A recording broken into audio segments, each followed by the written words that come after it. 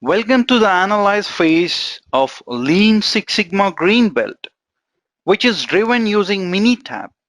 Minitab is a statistical tool which is GUI based graphical user interface. It is very easy to navigate and extensively used across the globe in most of the Fortune 500 companies, and it is used to a very great extent in most of the universities to deliver trainings on statistics and Six Sigma and so on and so forth. What is analyze phase all about? Even before that, do you remember this equation which says y is equal to function of inputs? Output y is equal to function of inputs. So my output might be dependent on one input, or it might be dependent on multiple inputs. For instance, it might be dependent on x1, x2, x3, so on and so forth. Now my key criteria in analyze phase is to list down all these potential inputs. So I'm going to list down all these potential inputs, and then I am going to pick up the most critical input, which is going to impact my output significantly. In short, I can say that this analyze phase is all about identifying your why, right? Identifying and shortlisting your critical X's. You're going to identify and shortlist all the critical inputs, which are going to impact your output. This is your analyze phase all about. So let us look into what are the various topics which we are going to look into as part of analyze phase. Here we go. We are going to look into 3 steps of analyze phase, which is primarily identifying all the inputs. We first identify all the potential inputs, and then we are going to shortlist the identified inputs, and then we are going to come up with the critical inputs, right? Finally, as part of step 3, we are going to check whether the inputs, critical inputs, which we have shortlisted are significant or not. Are they sufficient to meet a project objectives or not? That is what we will do. So identify all inputs. This is the first step. How would you identify all the inputs? Using various qualitative techniques such as affinity diagram, fishbone diagram, 5Y analysis, and all that. We will also look into process map analysis, which is value stream mapping, to identify all the critical inputs or all the potential inputs, which would then translate to your critical inputs. We are going to use a failure mode and effect analysis, FMEA, which is risk-based analysis. Using this also, we will try to identify all the potential inputs. Then we'll look into Pareto chart, which is also famously known as 80-20 rule. We then move on to the second step, which is shortlisting your critical inputs. Out of many inputs, out of trivial many inputs, we want to come up with critical few inputs, vital few inputs. That is what we will do here as part of step 2. Using hypothesis testing, right, using scatter diagram, correlation, and regression, we will be able to identify what those critical inputs are. And finally, as part of step 3, we are going to check for sufficiency of critical inputs. And then we will do a quick recap and then we'll move on. Okay, now let us look into analyze phase, the 3 steps. First step is identifying all the inputs which might potentially impact your output. So once again, this equation becomes imperative. You cannot do away with this. Entire Six Sigma session is dependent on this. Your entire life, by the way, is dependent on this, right? If a man has to be, or if a man is unhappy, there could be n number of reasons, right? One obvious reason is probably he's married. Yeah, jokes apart. Y is equal to f of x is extremely important equation. right? So analyze phase is all about identifying all your inputs. Out of that, you pick up the critical inputs, most important inputs. Even when you get married, even before you get married, probably you'll date with a few of the girls, or probably you'll go and look out for girls to get married if you're a man, basically, right? You look out for women to get married. Out of all the women, you pick up one woman who best suits you, right? Or if you want to further ruin your life, probably you can look into marrying two or three of them, right? Managing one woman itself is extremely difficult, man. Come on. All right. And no offenses meant. This is just to bring in the humor. That's it. With all due respect to the women. Yeah. All right. Second step is shortlist to identify the critical inputs. You try to identify those critical inputs, the most important inputs. Probably here you'll end up identifying 30 to 35 inputs. Out of that, probably you will shortlist 10 to 15 inputs and say that out of these many, these are extremely critical in meeting my project objectives. Maybe. Yeah. And then we will check whether the inputs which we have shortlisted and which we have termed as critical are sufficient for meeting our project objectives or not. That is what we will do. Let us look into the tools which help us identify all the inputs as part of step one. Before identifying all inputs, please remember and bear in mind that identifying inputs would be extremely expensive and extremely time consuming. So you have to be judicial in time boxing yourself and saying that, hey, within a week or so, I'll try to identify all the inputs. You do not spend 1 year or endless time in identifying all your inputs. So you have to be extremely judicial in doing so. Focus should be to shortlist and narrow down the big list of potential inputs. You might end up with thousands of inputs which might potentially impact your output, right? But you'll have to be judicial once again in your narrowing down and shortlisting this big list.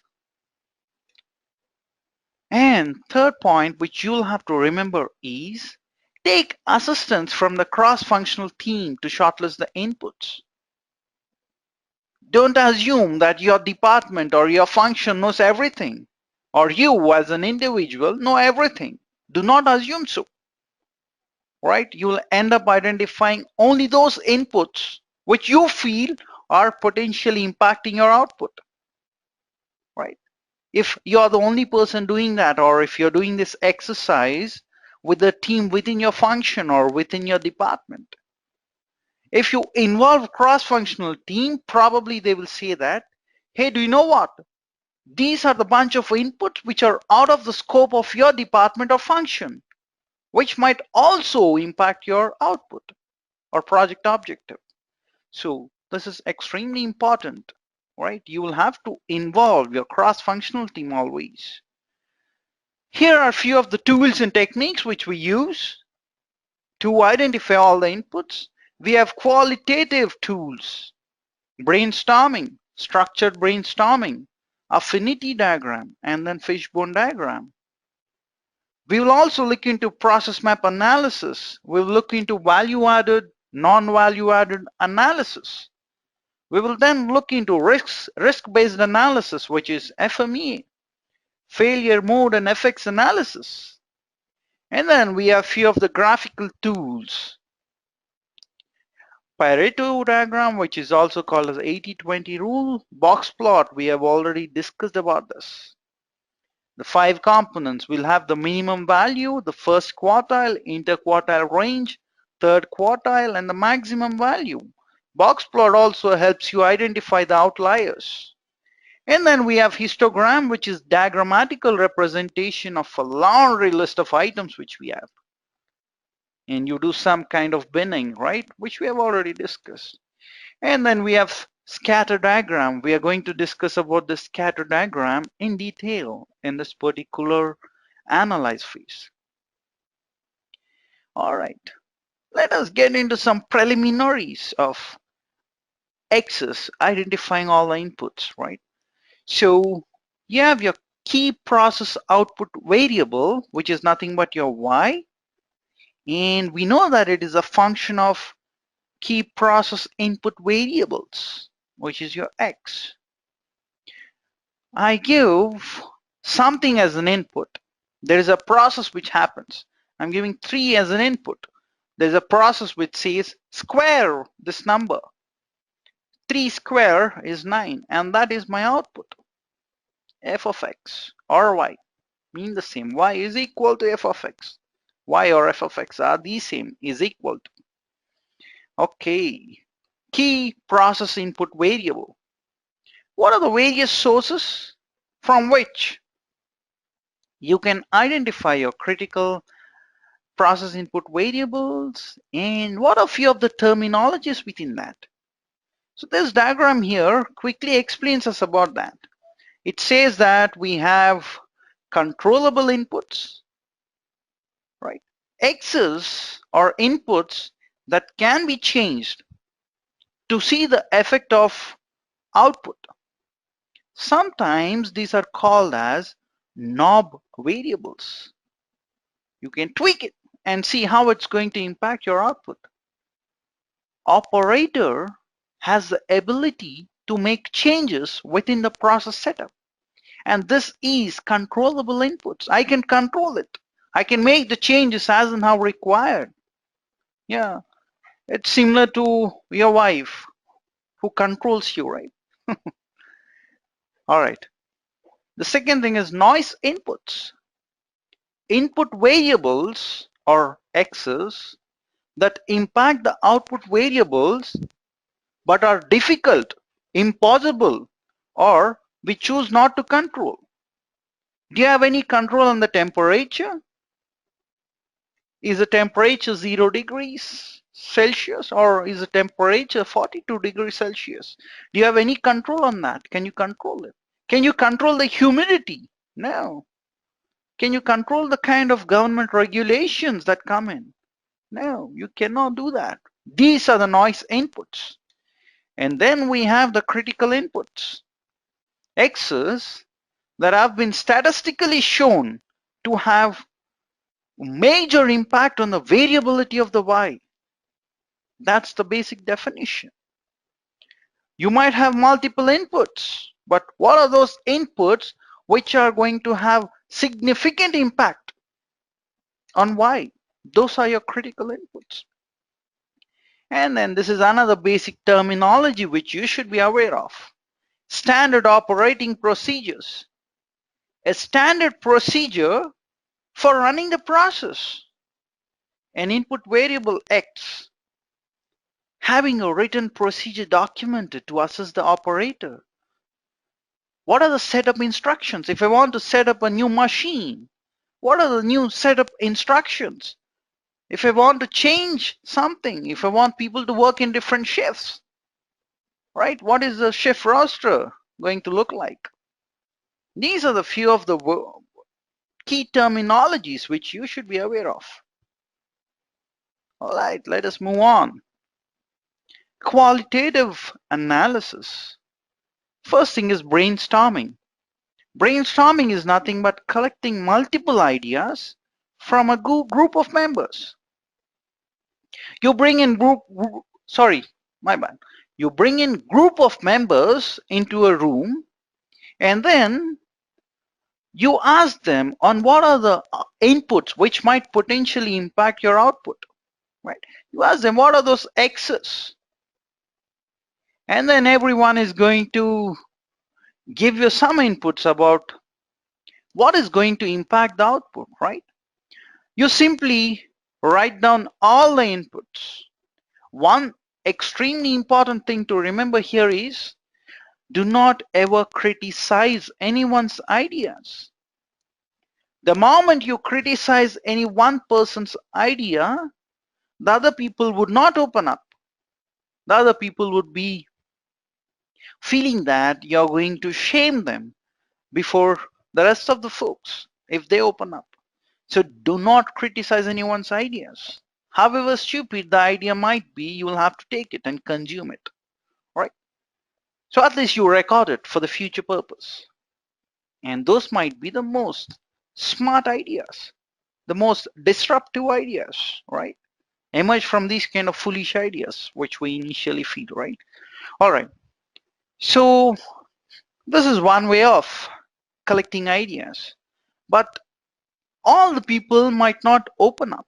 There might be few people who are very sober, who would not open up, who are very silent, calm, right? They might not be participating to the extent that you require them to in helping you identify the inputs. So what do?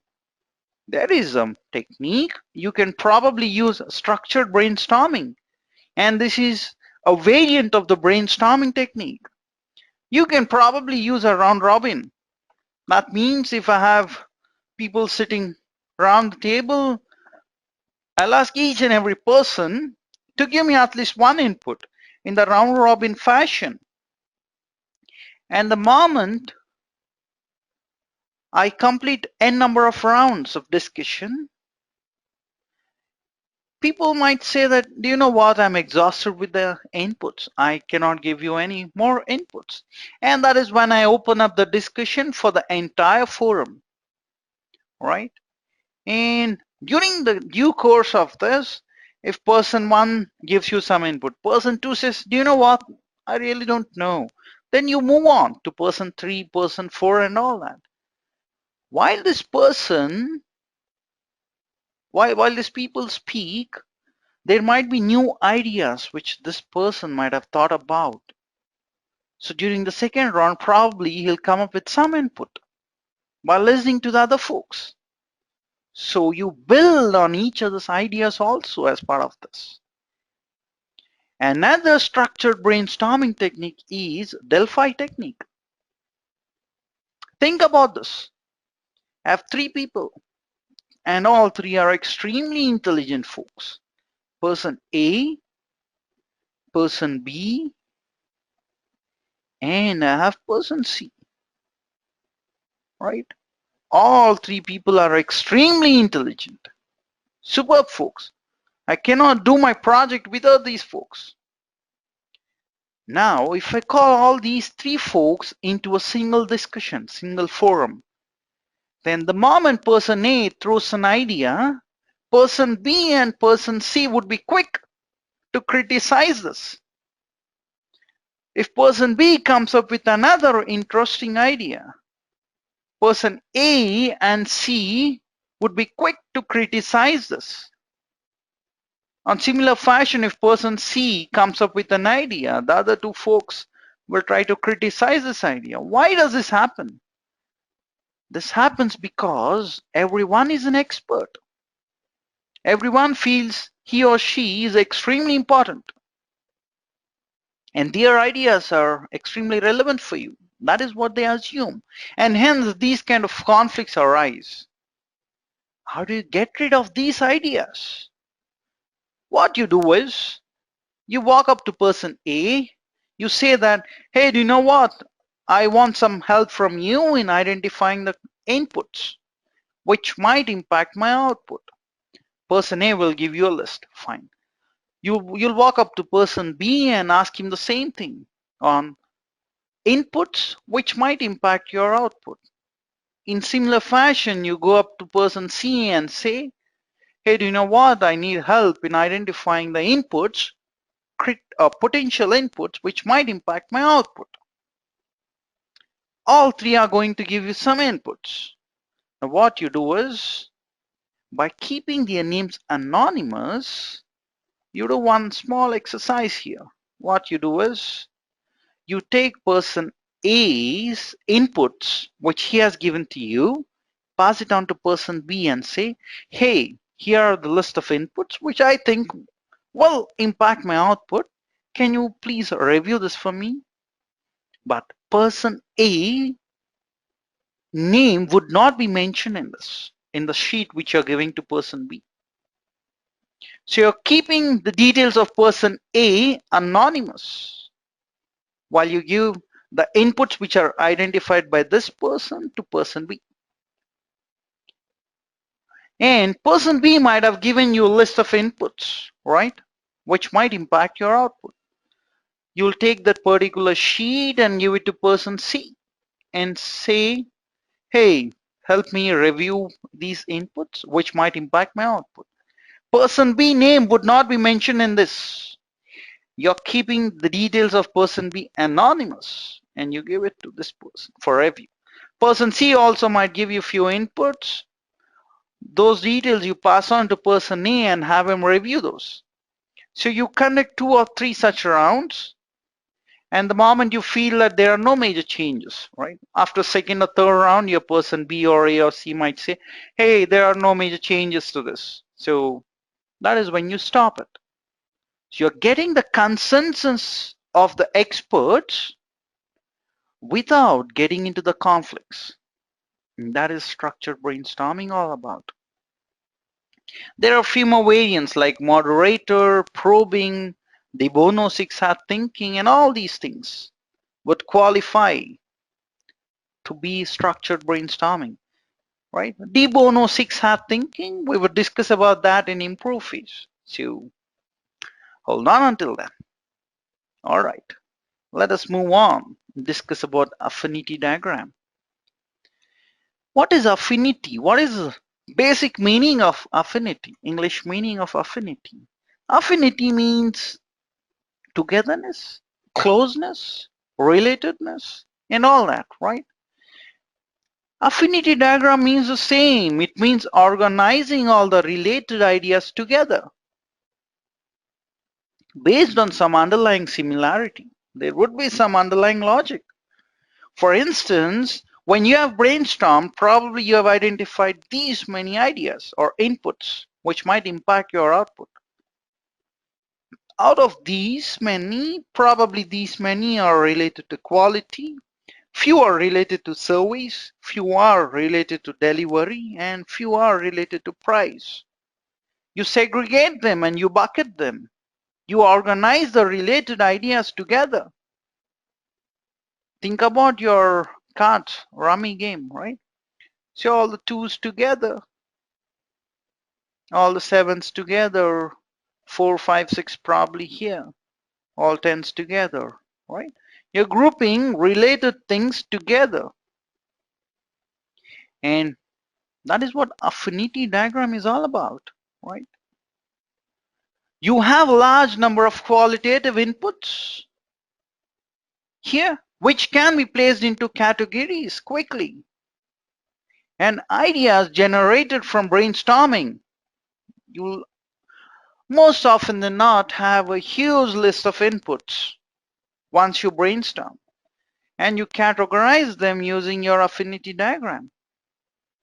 And this affinity diagram can be used in conjunction with cause and effect diagram. It can also be used in conjunction with interrelationship diagrams, right? Another thing, very interesting, there are a lot of dating websites available. There are a lot of dating applications available, right? They group related people together based on geography, based on gender, based on their likes, based on their dislikes. All right. If suppose there are a bunch of people who like to exercise a lot, they like to go to gymnasium regularly. Probably all those people would be grouped together. There are a bunch of folks who fall under the age category of 18 to 25. Probably I'm going to bucket them together. Probably I'll bucket all the people who are from New York together, right? So I'm grouping the related ideas, related people together based on some underlying logic, maybe based on gender, or maybe based on geography, maybe based on the income group, right? Based on all that. Okay, now let us move on and look into fishbone diagram. Fishbone diagram is also called as cause and effect diagram. which is also called as Ishikawa diagram. Now, all mean the same, different names, that's it. Ishikawa diagram is used to identify cause of the problem. What is the problem? What is the cause of the problem, right? And you need to identify that.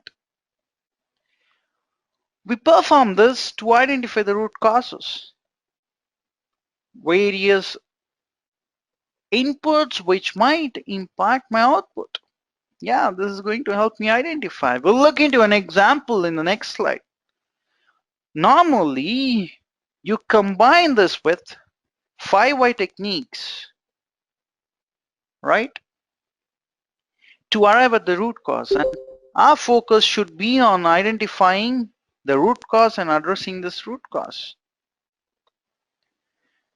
So we primarily focus on addressing the root cause to get a permanent solution to the problem. We do not address the cause. If you address the cause, you might not eradicate the recurring problem. If you want to eradicate the recurring problem, you need to provide a permanent fix. And in analyze phase, we identify the multiple inputs which are going to impact the output, right? How do I go about establishing the fishbone diagram? Here's the first one. You identify what your problem is first. That is your output basically. That would be the effect, which is head of the fish. As a second step, you identify the major categories.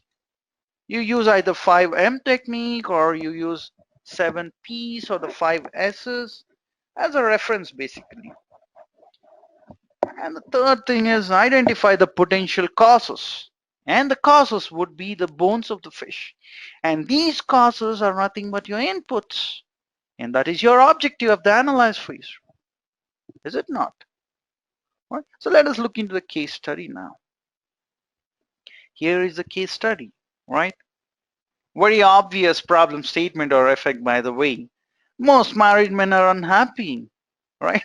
So this is a problem or the effect, which would be on the head of the fish. What is the second step? Second step is you will have to identify the major categories. Wife is one category, job is another category, your girlfriend is another category, your in-laws is a fourth category. Probably you identify these broad categories. And then under each category, you ask these questions. On why are married men unhappy and what are the reasons which fall under wife category? Yeah, your wife never goes to her home, to her parents' home. Oh, why is that so? Your wife's parents are always with you. Ah, now that's the cause, right? So what are you expected to couple this particular fishbone diagram with? You need to couple it with 5 why analysis. 5 why analysis says that if you ask why 5 times, say you ask yourself the first why on why most married men are unhappy, you get an answer to that. Now you ask the second why on why my wife never goes to her parents' home. Then you get answer to that second why. Probably you will ask another why. You will ask, why are her parents always with me? Right? You'll get the third answer to that. And you will have to ask this why 5 times in order to arrive at the root cause.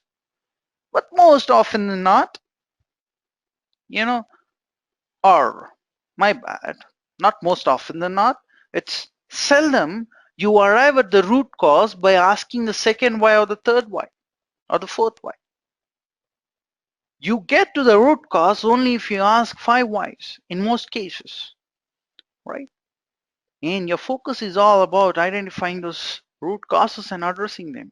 And as part of analyze phase, this would be a why, and these are all your inputs. This might be my X1, this might be my X2. If I go on asking why for my job, for my girlfriend and in-laws, I might get a bunch of inputs, which might be potentially impacting my output. right? In order to arrive at these categories, you'll have to do some brainstorming, some research. But as a general thumb rule, probably you can also use this 5M: machine related inputs, method related inputs, material, person related inputs, and measurement related inputs, right? I don't want to be biased, hence I've put it as person instead of man. So you cannot sue me now. All right, 7Ps: product, price, category, place, category, promotion is a category, people is another category, process, physical evidence. All these are the various categories that you have. And then you have 5S: surroundings is a category, supplier, systems, skills, safety. These are the various categories. These will give you some idea on how to go about identifying the major categories. Remember, most projects might have their own specific categories. So this is just a reference, right? Use it judiciously once again. Now let us look into the process map analysis, which is also time-based analysis, right? This is called as value stream mapping, the most important tool or technique when it comes to lean also, right? So as I've told you, lean and Six Sigma are like wife and husband. They got married, right? Unlike your real relationships, lean and Six Sigma go pretty well. They're happily married since ages, all right? Okay, so let us look into this. This is a typical software development life cycle, SDLC, as most people commonly refer to this, SDLC, software development life cycle. The first phase is requirements estimation. You collect the requirements from your client, you do some requirements estimation, and you say that it's taking me 20 hours. Okay. Then you move on to document your functional requirements. But before you start your functional requirements, you had to wait for probably 19 hours. Maybe you're sending some documents for approval and it's taking a hell lot of time for you. Hence, it's 19 minutes here. To document functional requirements, maybe it is taking 38 minutes for you. And once your functional requirements are done, you begin with the design, right? You liaise with the on-site team to get this done.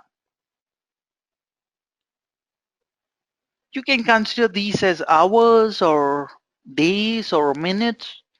It doesn't matter, right? But you'll have to document it somewhere that this is the unit of measure, right? All right.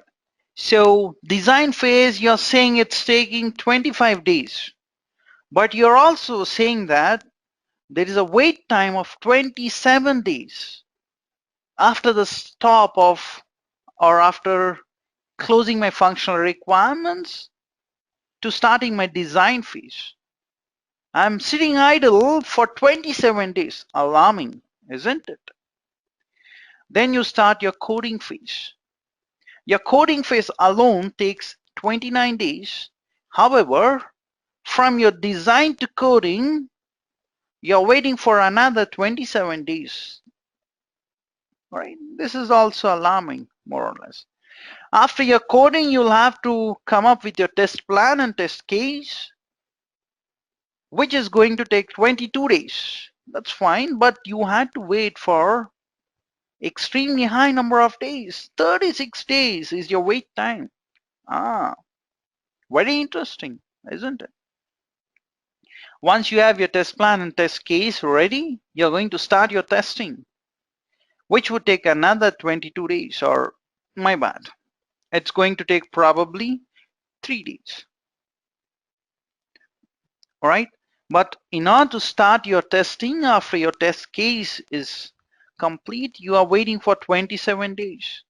And you're waiting for another 27 days to start your user acceptance testing, right? Which takes 13 days. Now comes the actual analysis, right? if you look into your actual time taken, it would be 20 plus 38 plus 25 plus 29 plus 22 plus 3 plus 13, and that is what is mentioned here. Your cycle time in days is so much. However, you had to wait for 19 days here, 27 days, 27, 36 days, 27 and 27 days, right? This wait time should be reduced for me. Now, if I can simply put down this process map, and if I want to know how many days is it taking from a project, right? If suppose that is my output, I'll get all the inputs by looking into this flow. There's an input called requirement estimation. There's coding, test plan, testing, UAT. All these are the inputs which will help me arrive at the output on time with desired quality, right? Now, this is your process map analysis, but let me give you interesting insights here. If you were to do some improvement here, you will have to focus on improving upon your wait time. This is the time where you're doing absolutely nothing. Your entire team is sitting idle doing nothing, right? So if you try to eliminate this, the entire wait time is eradicated, hence improving the productivity of your process, reducing your cycle time. That's your prime focus by using this process map analysis, by the way. What if you cannot eliminate? What would you do? I would probably try to combine sales, test plan and test case preparation and my testing phase. Or probably I'll try to combine my coding and the testing, right? So if I combine, also, I'm going to get rid of my entire wait time. So either I can do this, I can eliminate, that's my first focus. If I cannot eliminate, I will try to combine two steps. If I cannot do that, I'll try to rearrange the steps in such a way that my wait time is at least reduced, if not completely eradicated. If I cannot rearrange the steps, then I would simply simplify the step so as to reduce the amount of wait time from 36 to probably 6 or something less than 36 primarily. This should be my focus. Once I eradicate or try some improvements around reducing the wait time, then I target the actual processes. These are the actual processes, right? These are the actual process steps which you're performing. I'll actually focus on that. Let us understand a few more things about value stream mapping, value added and non-value added analysis. As I've told you, this is primarily a lean concept, but it gels well with Six Sigma as well. Process maps can be analyzed for various reasons. To check how much time am I spending on each event, on each activity, right? Because I want to reduce the cycle time. That is my prime focus. Process steps, right? How many times am I repeating the process? If I'm repeating a particular process umpteen number of times, I can probably reduce that and prevent my rework, which will also indirectly reduce my cycle time. I try to reduce the duplication of effort. That is also another focus. I try to eliminate the unnecessary steps, not required steps. And I want to segregate the value-added activities from the non-value-added activities. Now, if someone is going to ask me, what are those value-added activities? I simply say this. Ask yourself, is customer willing to pay for the step that you're performing, for the event that you're performing, or for the activity which you're performing? If the answer is yes, it is a value-added step. If no, then it classifies as non-value-added step. Does it transform the product or the service? Is it done right the first time? If yes, probably that's your value-added step, right? So you ask these questions.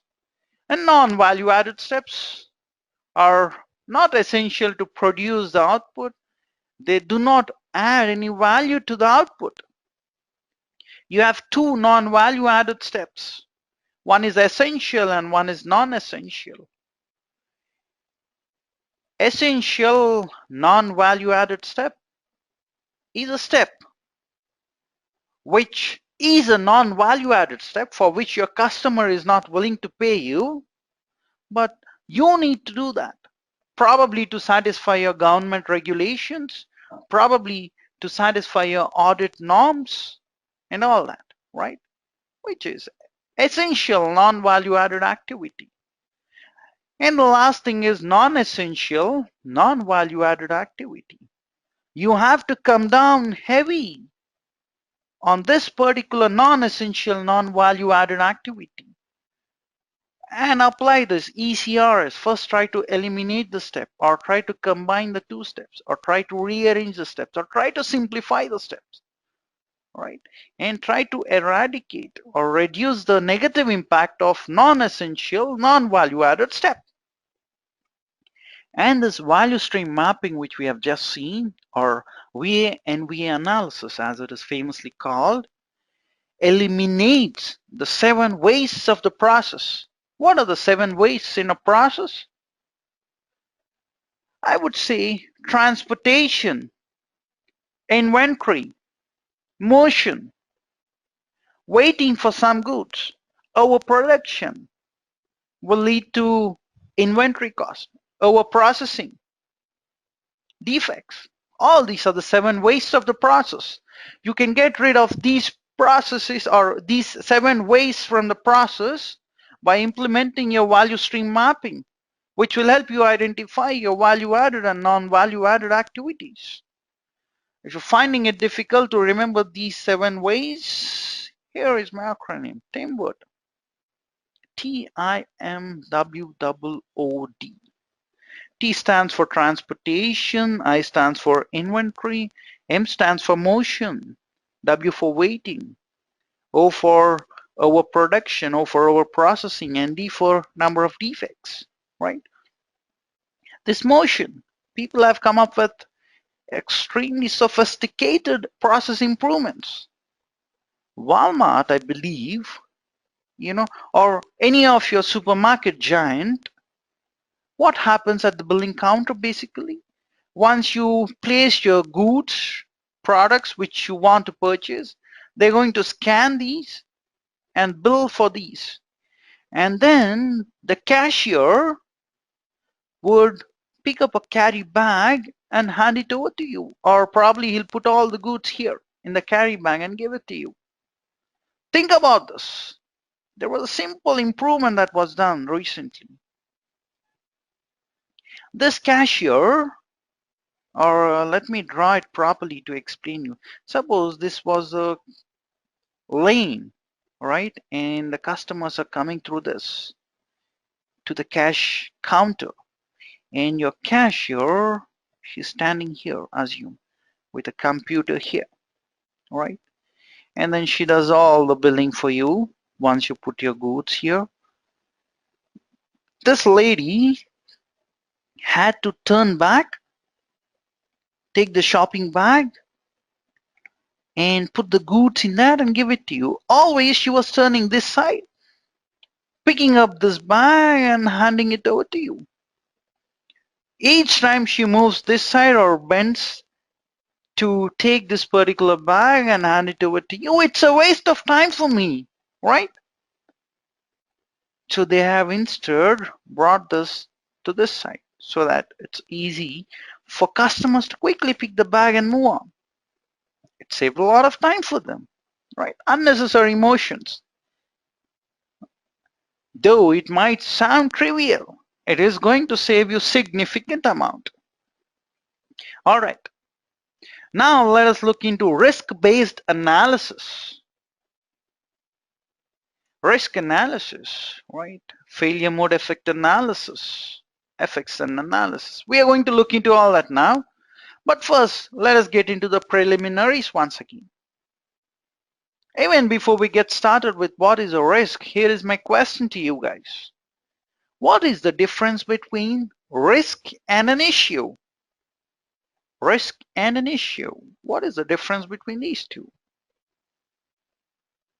You know that risk is an uncertain event which has a positive or negative outcome.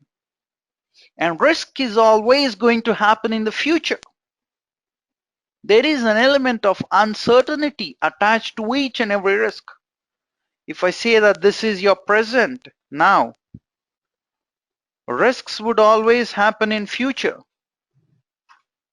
An issue. What is an issue? Issue is something which has already happened in the past or is 100% certain to occur. Risk has a question mark attached to it. It is an uncertain event. Issue is something which has already occurred or which is 100% certain to occur. As we know, risk can have a positive or a negative impact. Risk can be positive. What does that mean? It can bring an opportunity for you. Risk can be negative. What does that mean? It can be a threat to you or to your project, right? And there are various ways of managing these positive and negative risks, right? Your project management, PMI, Project Management Institute, says that there is a certification called PMP, and here are the risk strategies which we have for the negative risks. First thing, try to avoid the risk. Negative risk strategy. If you cannot avoid it, try to mitigate the risk. If you cannot mitigate the risk, then try to transfer the risk. Your insurance companies basically. If you cannot transfer the risk, then try to accept it. There's no other go, right? Think about this example. Your wife has asked you to go and get some vegetables from the supermarket, but there is a risk that it might rain heavily, right? It's very cloudy and it might rain heavily. So what will you say? The first thing that you would say is, hey, honey, I'll go after some time because seems like it's going to rain heavily. Your wife says, no, nothing doing. I've asked you to go yesterday to get the vegetables from the supermarket and you have postponed it. Now is the time that I punish you. No, you have to go bring the vegetables right away. You'll say, okay, what else can I do? Let me go bring the vegetables. You'll carry an umbrella or you put on a raincoat and go to the supermarket. So you're mitigating, right? You're trying to reduce the impact of you getting drenched in the rain. Or you might say, I sit at home, you go, bring the vegetables. You might say this to your wife, right? You transfer the risk onto your wife, right? The moment you say that, your wife is going to kick you out of the home. Be ready to accept the risk, right? And if your neighbor sees you and says, hey, it's raining heavily, why are you standing outside? You'll say, I enjoy rain, so I'm enjoying, right? So these are a few of the negative risk strategies. You also have positive risk strategies, right? You try to exploit risk or you try to enhance it or you try to share a risk or once again you accept it. So the first thing is exploit. Suppose you are constructing a villa. Say you're constructing 10 villas, but customer of a particular villa comes to you and says, hey, if you deliver me the house 2 months in advance, I'm going to pay you $3 million. Wow, that sounds amazing, isn't it? I wish I got such an opportunity. Yeah, so if your customer says that, it is an opportunity. All of a sudden you got that. It is an uncertain event. What you would do is you will ask all your laborers, workers who are working on the other villas to come and work on this particular villa because you want to deliver it 2 months in advance. You want those $3 million. You bring in all the sophisticated latest equipment to complete the villa 2 months in advance. You ask your laborers to work additional hours. You'll say them that you're going to pay them double the cost, double their hourly billing. And then you'll say, I'll pay you guys bonus as well if you complete the villa 2 months in advance. That is exploiting. You give 100% try to ensure that the positive risk occurs. If that is not possible, you try to enhance. What do you mean by enhance? Enhance means you'll just give a brief try. You'll not give your 100%. If a customer walks up to you and says, deliver me the villa 2 months in advance, and I'm going to pay you $3 million, all you'll say is, okay, I'll give a try. And then you ask your laborers to work additional hours. You'll say, I'll pay you bonus. That's it. Are you giving your 100%? In exploit, I've given my 100%, didn't I? I pulled out all the laborers working on the other villas and I've asked them to work on this particular villa. I have brought in a lot of latest state-of-the-art equipment to complete the villa construction 2 months in advance. But here in Enhance, I'm not doing that. I'm just giving a brief try. That is the difference between exploit and enhance. Share is a third positive risk response strategy. Sharing, right? If someone comes to you and says, hey, can you guide me to a particular training institute which provides trainings on Six Sigma? Now, if you know any, you would probably divert that person to that particular training institute. Or you would say, hey, here is XLR Solutions. Seems like their training programs are amazing. Why don't you give a shot? What are you doing? There is an opportunity. You pass it on to someone.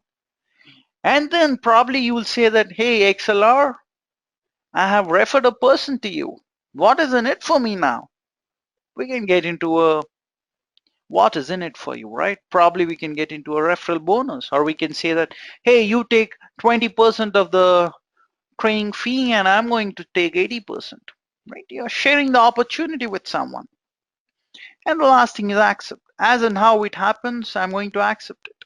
Accept is a common risk response strategy, both in your positive risks and in your negative risks. And then you have risk assessment. You try to qualitatively and quantitatively evaluate the value of the risk. If I say it's going to rain heavily, that's a qualitative part, rain heavily. On the other side, if I say that there's a 50% probability that it might rain from 7 to 9 p.m. and the intensity of the rain is going to be so much, then it's going to make even more sense, right? It's giving more value to the risk. So it's qualitative risk analysis wherein you apply probability and impact to each and every risk. And once I multiply probability and impact, I'll get the risk severity. This will help me prioritize my list of risks. If I have, say, 1,000 risks, are all 1,000 risks equally important for me? Maybe, may not. But the moment I apply probability and impact to each and every risk, and if I multiply that, I'm going to get risk severity. High severity risks are prioritized, become high priority risks for me. Low severity risks would be low priority risks for me, right? In this way, I'm going to qualitatively evaluate. If I add some more numbers, as in the previous example of rain, right, it becomes quantitative. What does risk analysis include? Risk analysis includes identifying the risks, applying probability and impact to each and every risk, and evaluating the risks. And then you plan for risk responses. You have separate risk responses for negative risks and You have separate risk responses for positive risks. All right? Risk evaluation is extremely important. It will help you identify what are the uses of a product or a process. How do you abuse a product or a process? Think about this. Washing machine. Here is a washing machine. This image, right? What is it used for? There's something written on this. Let me read it. LASSIP. LASSIP. Wash away your thirst. That is what this says. That means washing machine is used as a lassi churner. Wow. You wash clothes using washing machine. You also churn lassi, buttermilk, using washing machine. And then you say washing machine is not working properly, right? And then there's a huge warranty cost or repair cost for the companies who manufacture washing machines. So it's extremely important for you to evaluate the risks properly. Think about the pen that you use for writing. What is another purpose you use pen for? You use it to clean your ears, to remove the wax from your ears, right? It is used as earbud, basically. And then you start claiming that your pen is not writing properly. Yeah, you're tarnishing the brand image of an organization which is manufacturing pens. Why? Because you have abused it. You have used it for a different purpose. You use your mobile phones for torch purpose during nights, don't you? Or when there is no electricity at your home, you use your mobile phones as torch. And then you start complaining that the battery backup has gone down. Don't you do that? Right? We all do that. So organizations who are manufacturing the products have an increasing challenge of identifying these kind of risks. And your FMEA will help you identify these risks. Here is FMEA, failure mode and effects analysis. This was introduced way back in 1940s by US Army. And let me tell you that the US Army has the world's largest Six Sigma team. Right? What does it do and what is this FMEA? FMEA is a structured process to identify your potential failure before they occur. Basically, we have discussed about washing machine, lassi churner, mobile phone being used as a torch, your pen being used as earbud, right? So your failure mode and effect analysis will help you identify these potential failures even before they occur. The key objective of FMEA is to eliminate the failures or minimize the severity of the risks. Now, this is most important. Risks can have multiple causes and have multiple issues. Here is an example. There is a risk that you might have a heart attack in the next 5 years. Unhealthy eating habits, right? Me and my wife basically look like this. Unhealthy eating habits, lack of exercise could be one cause. Excessive smoking could be another cause. Sorry, tobacco companies, I'm using this example. So, you being impacted by a heart attack or you having a heart attack has multiple causes. Excessive smoking, lack of exercise, unhealthy eating habits, right? What could those result into? So this particular risk has multiple causes, we know that. But what could this risk result into? What is the impact that these risks might potentially have? It might paralyze you, or it might also be fatal. I kept this image because it's extremely interesting, right? Look at this, right? Skeleton head with a cross with the bones. It says, is there life after death? Right? Trespass here and find out. Very softly they are putting forward the word that if you trespass, you'll be killed. Right?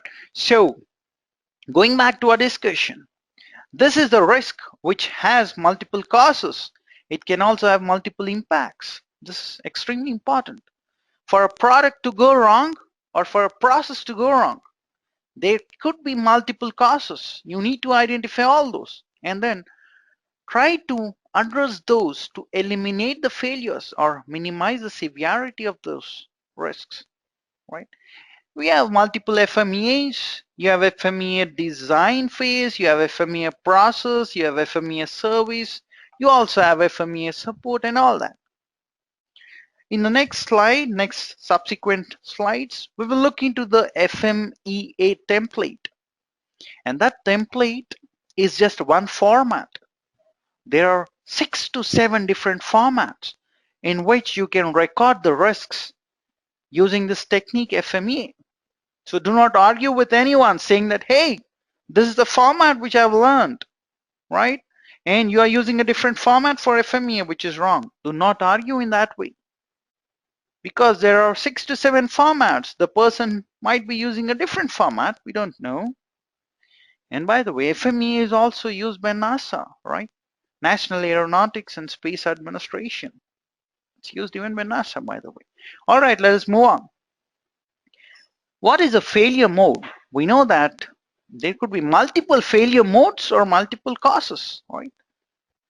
It is the way in which the product, service, input, or process could fail to meet the requirements of the end user. It could also cause downstream operations to fail. There is a possibility of total failure.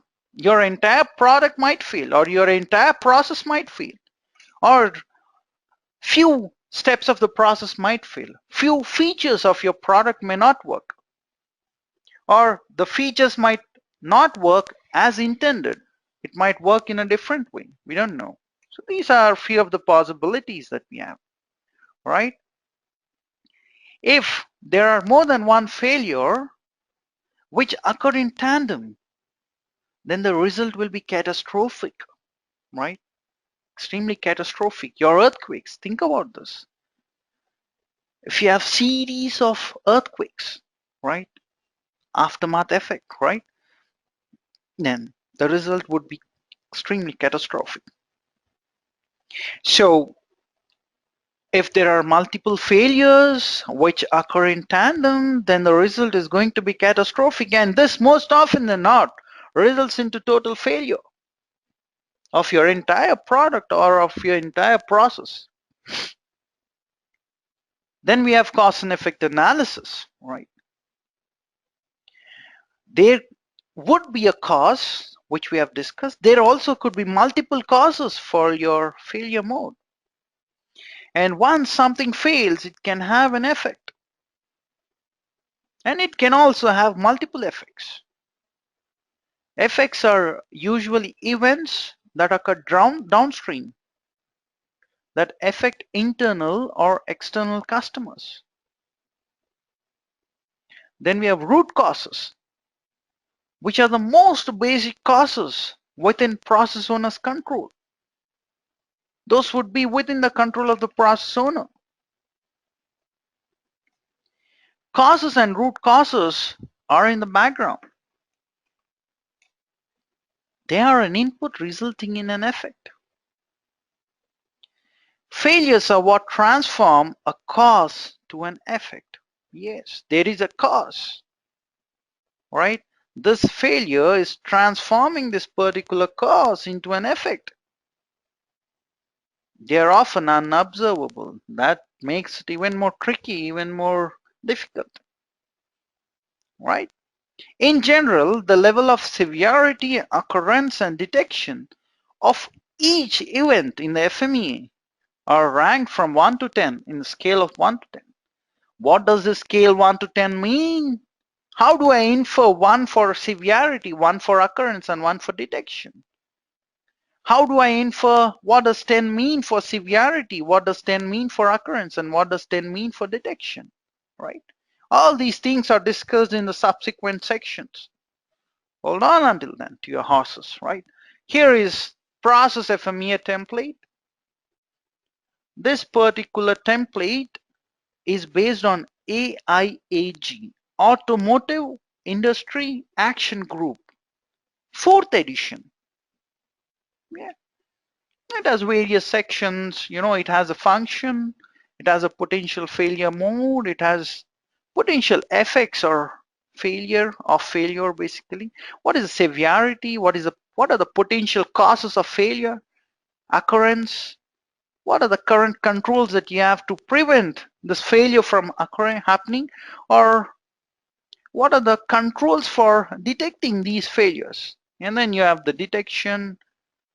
If you multiply severity, occurrence, and detection, you'll get risk priority number. Based on that, you prioritize the risks, you come up with the recommended actions, who would be addressing that, and post taking actions, what was the severity score, what was the occurrence and detection score, and ultimately you recalculate the risk priority number, and it has to be significantly less than before taking action, right? All these sections are explained in brief way in the subsequent slides. Here we go. There is something called as function. What do you mean by a function? It is a process step, or how a product is going to function, right? And in FME, if we have a flow chart, each component of the flow chart can be used towards identifying your function, right? What are the potential failure modes? We know that there could be multiple causes for a risk for something to fail, and potential failure modes also could be multiple in nature, right? Potential failure mode describes the way in which the corresponding process step or production could possibly fail to satisfy its intended purpose, right? For example, I want to make an outgoing call and that particular function doesn't work. There's a call that I'm getting, but I cannot answer that because that particular option is not working. Failure mode, right? There can be more than one potential failure for a function. Potential effect or failure. The potential effect of the failure explains about the impact of failure on the functionality of the product or the process. Suppose I'm on my way to home, right, and it's late night. My car breakdowns midway, and I want to make a call to someone, right, to my home to say that don't don't don't be afraid, don't be concerned. It's just car breakdown. I'll be a little late, right? And assume your outgoing functionality doesn't work. That feature doesn't work. You try to do a text SMS, and that also doesn't work. So you have two modes of failure now. What is the impact it is going to have? Significant, isn't it? You'll be extremely dissatisfied as a customer, right? So those are the effects of failure. It describes what the customer or process owner will actually notice because of the component's failure. You notice that if it doesn't work for you. If it's a product, if it is a process, your process owner will be able to actually see that and identify that something is going wrong. What are the potential causes of the failure, flaws of the design that may lead to the potential failure? What went wrong? Probably there was a problem with the mobile chipset, which restricted me from making outgoing calls or sending text SMSs, right? Very interesting. I don't want to be caught in such a situation ever. All right. Few other definitions of FMEA template which we have seen. Current control. How are you trying to control that? Are you having any preventive mechanism, right? How would you control that? For example, think about this. I have an iron box to iron the clothes. I want to iron the clothes and I have an iron box. And I forgot to switch it off. Do you think if I forget to switch it off, it's going to be heated to a temperature of 200 degrees or 300 degrees? Does that happen? No. Most of your iron box have this mechanism which automatically switches it off. It will automatically get switched off, right? If you keep it for a certain time, right? Or if it reaches a particular temperature, it automatically switches itself off. That is a preventive control. Do you have those kind of a control, right? And then comes severity detection and occurrence. But here is a risk priority number. And this is how you calculate it. Severity multiplied by occurrence multiplied by detection is going to give you a risk priority number. Based on this number, you're going to prioritize your risks. Let us look into the severity. How critical or serious a potential failure could be on your product or the process. If the failure is so serious that it can stop your production, it is graded as 10. And if it is not going to have a lot of impact on your project or process or product, then you grade it as 1. Then you have another category which we need to understand: detection. Ability to detect the failures. How easy is it to detect the failure? If the potential failure is easy to detect, the grade should be low. 1. You rate a particular risk or an event or an activity or a function as 1 if it's extremely easy to detect, and you rate it as 10 if it is extremely difficult to detect. All the natural calamities, earthquakes, tsunamis, right, wildfires in the forest all of a sudden, all these are very hard to detect. Hence, probably we give a rating of 10 when it comes to detection for those kind of events.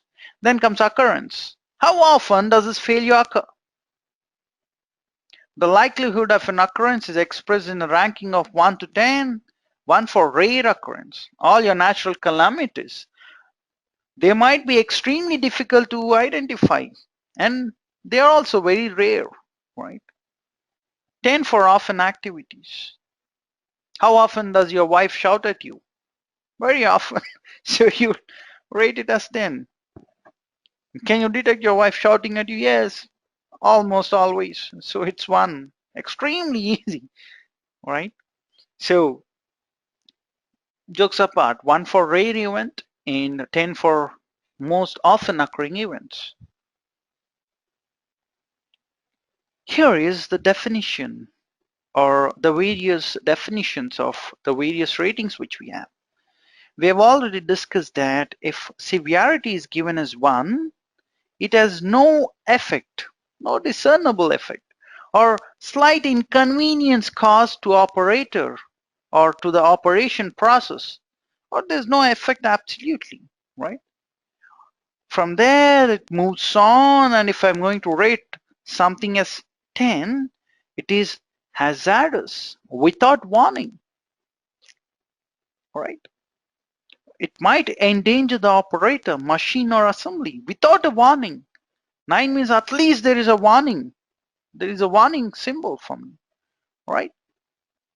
So you can change this definition based on your process, based on your product, based on your industry, your sector, your client, and all that. But it is extremely recommended or highly recommended not to make changes to these top set. 10 and 9, try not to meddle with this, try not to make any changes to this, right? So you can use this as a quick reference in classifying or putting a number against each and every event. Then comes occurrence. How likely is an event to occur? 1 means failure is unlikely. How unlikely is it? Less than 0.01 per thousand machines. So there might be one failure in probably 100,000 or more entries, right? In CPK, we have already discussed this, right? CPK value would be greater than or equal to 1.67 if the occurrence is 1, right? What do you mean by CPK greater than or equal to 1.67? We have discussed in the measure phase also, right? My mean is closer to my target, right? If this is the dartboard and this is my bullseye, all the points might be falling somewhere here at and around this target. If this is the scenario, my CPK value will be greater than or equal to 1.67. So almost always I'm on target. That is what it means, right? Only 1 in 100,000 times I might miss my target. Moving on to 10, right? Very high. That means there are 1 in 10 errors which might occur, and CPK value significantly drops. That is another way of looking into occurrence. This is a reference for you guys. Then comes detection. How likely is it for me to detect something going wrong? If I'm putting as 1, that means design control will certainly detect a potential cause, right? And A means something is error proofed. I'll not let you make a mistake. All your electronic gadgets, right? Think about your USB port, right? It is error proofed. I cannot put my USB slot, or I cannot put my USB device in my LAN slot. I cannot put in my VGA slot, HDMI slot, or power slot, right? Can I put my USB device in the power slot? Can I do that? No, it is error proofed. It will not even let me do that. If I'm using a gauge to detect something, if I'm using a thermometer to measure the temperature, that is your category B. C means I'm doing a manual inspection. If I'm doing a manual inspection, it is so much difficult for me to identify something, to detect something going wrong. If I'm using a gauge, it's so much. And if I'm using, or if I'm trying to error proof, it is extremely easy for me to identify something going wrong, right? 10 means absolutely certain of non-detection. You cannot detect it, or you have not checked it, or you're not going to check it, or you cannot check it. In that way, you rate the detection as well. And this is how we are going to calculate the risk priority number to prioritize my risks, right? Severity multiplied by occurrence multiplied by detection. And if I have a failure mode, I need to know what is the effect it's going to have, what is causing me. Do I have any controls in place? I multiply all these 3 to get my risk priority number, based on which I'm going to prioritize my events and then come up with an action plan. This is what I do.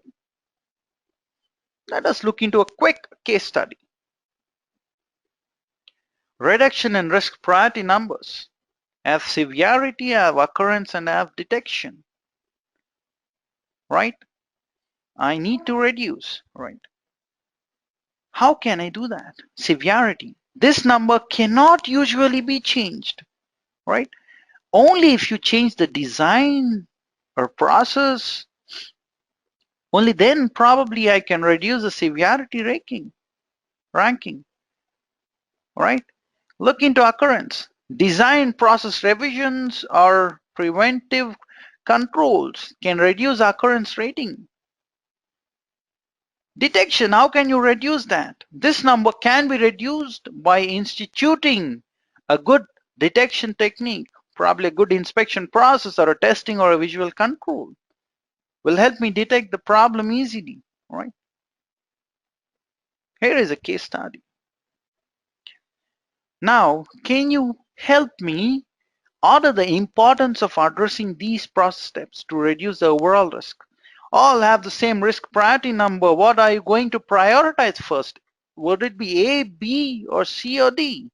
Which one would you rank first? Right? First importance should be given to severity.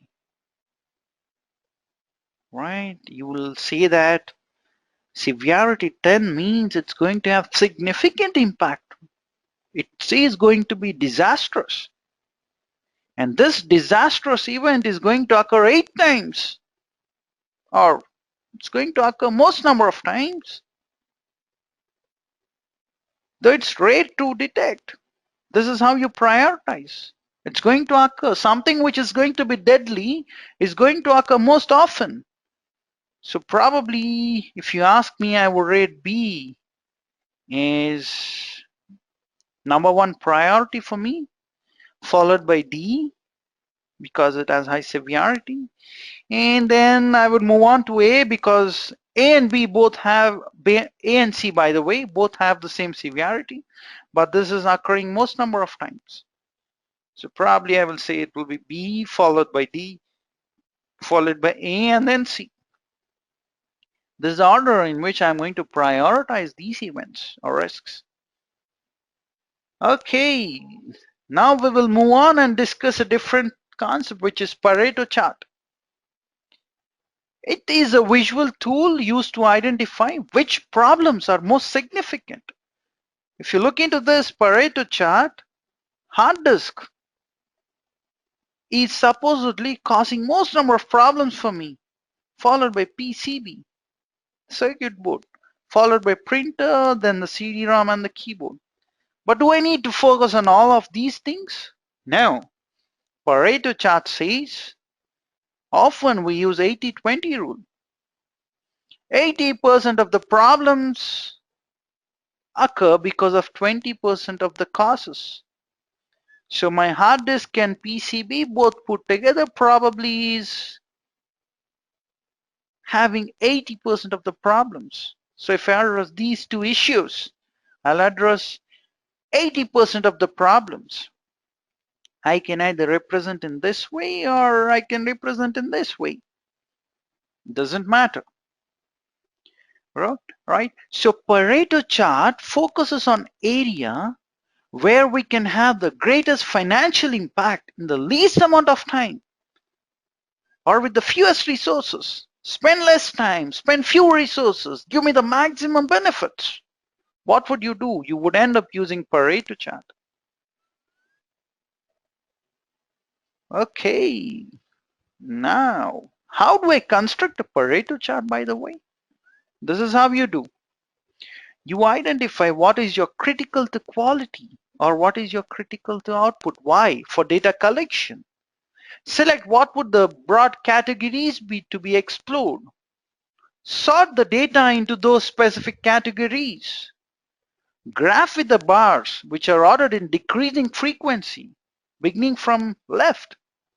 Check your chart for 80-20 pattern and make sure you have not mixed dissimilar categories into one. If these 5 steps are sounding alien to you, then bear with me while we do an exercise on this, right? And then things will become even more clear for you. Here is a Pareto analysis. It is used to organize the data to show major inputs which are influencing your output. It is frequently referred to as the search for significance. You try to identify the significant things, right? The basis for building a Pareto is 80-20 rule. Typically, approximately 80% of the problems result from approximately 20% of the causes. An outcome of the Pareto analysis is nothing but your Pareto chart. Here is a case study which we'll be focusing on now, gym promotional campaign. Let us read and understand the case study first. After a promotional campaign, number of walk-ins to the gym increased from 2,500 to 4,000. Aspirants would fill in the application form. People who want to join your gym will fill the application form.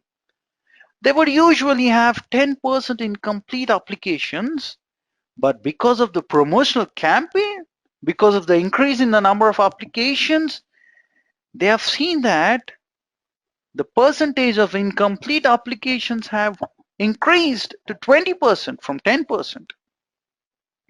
Now the gym owner is a little concerned. He has listed down all the sections in the application form and the frequency of each section not being complete. You are a Six Sigma consultant now, right? You are the Six Sigma consultant. Please carry out appropriate analysis to identify the vital few sections which, when fixed, will reduce the percentage of incomplete applications. What would you do? Now comes a magic box into play. What is a magic box, by the way? Mini tab, right? So let us look into mini tab and let us try to solve this problem. Let me go to this. Here is this. Application form has all these entries. These are the number of incomplete entries out of all the application forms. And here are the various remarks on what was missing in all that. Entire name was missing in 3 entries. Nationality was missing in 2 entries.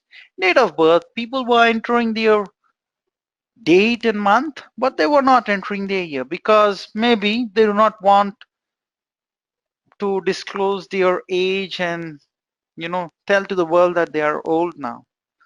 Maybe 238 entries.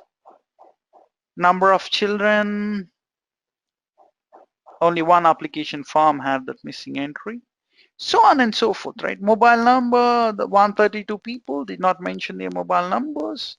So these are the various sections, and this is the count of incomplete entries. And these are few of the remarks on what we're missing basically. Now I want to do a Pareto chart on this. I simply go to Stat, Quality Tools, and I do Pareto chart. I click on that. Here is what I get. Right? Defects. Where are the defects in? Or in this application form entries. How many defects are the frequencies or in count of incomplete entries? I simply select that and click on OK. Oh, here comes the Pareto chart. Count of incomplete entries is here. And the reasons on why the application form was incomplete or which section was incomplete is on the x-axis. Look at this. Date of birth contributes to 238 entries and 23.8% of the total incomplete applications are because of incomplete date of birth. The second one is 189. Credit card details, 189 entries were missing. It contributes to 18.9% of the total. And if I add these two, 23.8 and 18.4, I get 42.7, which is a cumulative percentage. Mobile numbers, 132 entries were missing, which contributes to 13.2% in total. And if I do a cumulative, if I add up date of birth, credit card details, and mobile number, missing entries, the count would come up to 55.8. And I have to go until I get 80%. Here approximately 79 or 7.9, and the cumulative is 83.7. So here I'm touching that 80%. If we go up, go up, go up, go up, it says, okay, here is where you get 80%, right? You can look into that percentage by comparing against this. 80% is here, cumulative, right? and that says nearest landmark. What should I do now? Focus on nearest landmark and all the things which are left to this. That means reference contact details, income details, mobile number, credit card details, and date of birth. 1, 2, 3, 4, 5, and 6. If I focus on these 6 sections, I will be able to address 80% of the issues. Wow. In total, how many sections do we have? Out of which you need to focus on only 6. How many do I have? Click on this to go back to the worksheet. I have in total 19 sections. Don't focus on all 19, only focus on 6 out of these 19. It will help you address 80% of the issues. Wow, that sounds cool, isn't it? Okay, let us go back to this presentation. Here is the same thing which is attached, right, for your reference. If you forget on the navigation path, look into this. Go to Stat, Quality Tools, Pareto chart. This is how you need to fill the details, and this is the output that you would get. This is your area of interest, 80%. Draw a line from 80%. Where does it interact? Here somewhere, which is nothing but nearest landmark. Everything towards the left of nearest landmark is an area of interest for you. Focus on those. You'll get 80% result, right? 6 out of 9 entries, right? 1, 2, 3, 4, 5, 6. Focus on 6 out of total 19 entries, and your job is done. Right? Within less time, you'll get significant improvement. And the next section would be hypothesis testing. That is extremely important. That's the next step. We'll look into that. And here is the next step, the third step. Oh, sorry, my bad. This is the second step. Shortlist to identify the critical inputs out of the umpteen number of inputs which we have found out. We have now identified all the potential inputs. We will have to validate whether the potential inputs are critical or not using some quantitative tools. And we would be using hypothesis testing, which is a quantitative tool, by the way. We are going to prepare the data collection plan. We are going to collect the data according to the data collection plan. And then we are going to perform hypothesis testing. If required, it's not mandatory that we do it always. If required. And here are a few other steps which we need to perform. For hypothesis testing, by the way, we need to define the practical problem. We need to convert practical problem to statistical problem. We need to carry out and interpret statistical analysis. We need to convert statistical to practical solution. That is, we need to convert the statistical solution which we have at hand to a practical solution. That is what we have to do here. So these are the major steps that we would be doing as part of hypothesis testing. Let us look into few high-level things about hypothesis testing and which are the various areas where hypothesis testing has found its presence and usefulness, basically.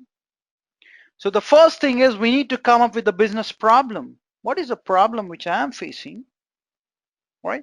I need to identify what are the inputs and what are my outputs. What is my Y measure and what is my X measure?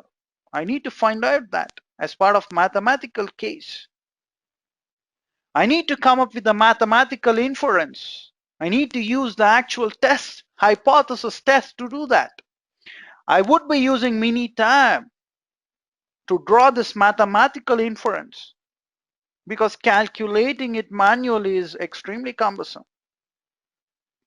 And finally, we would arrive at the business inference. What is the impact which you have created to the bottom line? How many dollars did you save, right? Or what did you impact basically? That is extremely important in this case. Let me tell you this. Hypothesis testing has found its roots in most of the interesting arenas, interesting work areas. For example, Angelina Jolie, actress, right?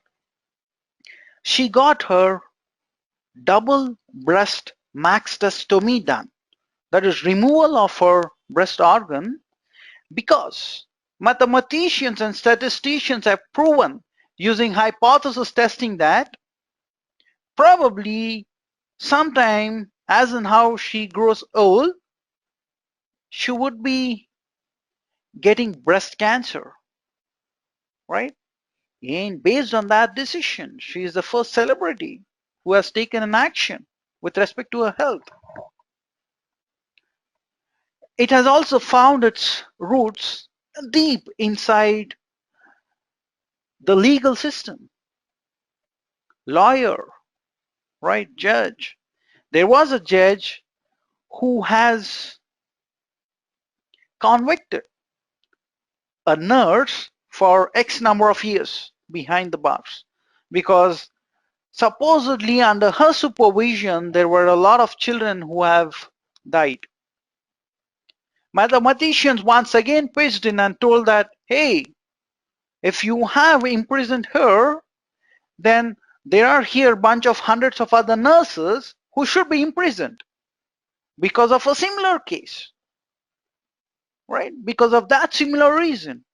So they have brought in a reasoning which says that that nurse actually was innocent. Children died because of various other reasons. It wasn't just because of her. So ultimately she was released from the prison. See how powerful hypothesis testing can become, right? Let us look into a small example and what are the various components of hypothesis testing. Here are the two components. You will have to first develop the hypothesis for population. You always develop hypothesis for the population and make statistical inference by determining the acceptance of hypothesis using sample data. So I always have access to the sample data. I do my testing on sample data. But when I make the final statements, I make my final statements about my entire population. That's the good part. I always have a small sample to which I would have access to. Based on that, I'm going to make inferences about my population. And within hypothesis, you have two hypotheses. One is called as null hypothesis. Another is called as alternative hypothesis. Null hypothesis is always represented using H naught. It is all about the argument which has been made until now. It is a hypothesis which says there is no change or there is no difference. The existing system remains as is. Look at this example here. There is a new car engine and that is newly developed by a German company which provides mileage of 10 miles per gallon, more than existing car engine. So 10 miles per gallon is the excess mileage which I get using the new car engine. So if I want to write down the null and alternate hypothesis for that, this is how I would write down. H naught. It's status quo, no change, no difference. It says new car engine and the existing car engine provide the same mileage. There is no difference between these two. And this is what your null hypothesis says. Think about alternative hypothesis. It can be represented using H1, HA, or H capital A as subscript. It is a new argument. That is a hypothesis that you want to prove with solid ground obtained from sample. It needs a lot of evidence, right? And look at this example, right? New car engine provides mileage of 10 miles per gallon more than the existing car engine. So your null hypothesis says both of the car engines are the same and it provides the same mileage. But your alternative hypothesis says that the new car engine provides more mileage in comparison to your existing car engine. And in order to prove your alternate hypothesis, you need a lot of evidence. You need a lot of evidence. We will understand this example or understand null and alternate hypothesis using another case study, which would be extremely easy for us. But that is coming. It's on the way. All right. Here is an example of the same case study which we are discussing, right? Quality manager claims that he has brought in a significant improvement to the input variable, and this has increased the yield of the process. Yield data are collected before and after improvement. So, which process is doing a good job, process A or process B? Before improvement data, is it significantly different from after improvement? Was there a real improvement after quality manager has brought in some improvement, some process tweaking, right? We need to find out that. Look at this example of our previous case study. Random samples are drawn from yield data from existing car engine and the new car engine. So you have found out miles per gallon for your existing car engine, and also you have done that for the new car engine. By looking at this data, can you comment and tell me whether there is a significant improvement by bringing in a new car engine, yes or no? How do you do that? By looking at with the naked eye, I feel that the values are more or less the same. But is there a real difference between process A and process B? Is there a real difference between existing car engine and the new car engine? What do you think? What do you think so? All right. Hypothesis testing continue. So this is what it says, right? Can we say that the yield of improved process B is greater than old process A? Can I say that the mileage provided by new car engine is greater than the existing car engine? Can I say that? Right? Maybe, may not be, but how do I prove it? Look at this. There is descriptive statistics information available which says the mileage of existing car engine and the new car engine, wherein we have 10 data points each, right? For the existing car engine, there is a mean of 34.19, and the new car engine has a mean of 35.54. What does this mean? This says that on an average, the existing car engine provides a mileage of 34.19 miles per gallon. On the other side, the new car engine provides on an average a mileage of 35.54 miles per gallon. And here is a standard deviation. By looking at these values, can you say that there is a statistically significant difference between the existing car engine and the new car engine and the mileage it provides? We cannot say. So here is the statistical question. Is there a statistically significant difference between mean of existing car and the mean of the new car? Or is this difference in mean just due to chance? What do you think so? What do you feel is the right answer to this? If you have these kind of situations, that is when hypothesis comes in handy. You'll be easily able to identify whether the petrol or the miles per gallon has increased or not. You'll be easily able to identify whether the yield of a process has increased or not, right? Here we go. How to develop a hypothesis. My objective is to determine whether the mileage of existing and new car engine are different or not. And I have to determine this using a sample. But the inferences that I'm going to draw would be about the entire population, right? Let us look into null and alternate hypothesis. Here is the statistical interpretation. Population mean of mileage of existing and new car engine are the same, is what my null hypothesis says. What is a practical interpretation of that? There is no difference in mileage between the two car engines. That is my practical interpretation, right? Let us look into the alternative hypothesis.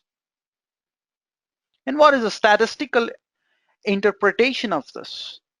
Population mean of mileage of existing and new car engine are different. What is a practical interpretation of this? It says average mileage of existing and new car engine are different, are not the same. Null hypothesis says mileage provided by both the car engines is the same. That means there is no difference between these two. And your null or alternate hypothesis says it is the same. And did I confuse you guys? Yeah, right? Null hypothesis says the mileage between the two car engines is the same. Alternate hypothesis says it is different, right? Same and different. Let me put that here. Same, different. Do not worry, do not buckle. Things would become extremely clear as in how we move on. Here is a hypothesis testing, right? You use some kind of statistic, right? Some test statistic. Statistic that is used as criteria for selecting null and alternate hypothesis. You might end up using z-test or t-test or f-distribution, depending on the context, depending on the data which is provided to you, right? Two errors in hypothesis testing. This is extremely important. Let us understand this using this case study.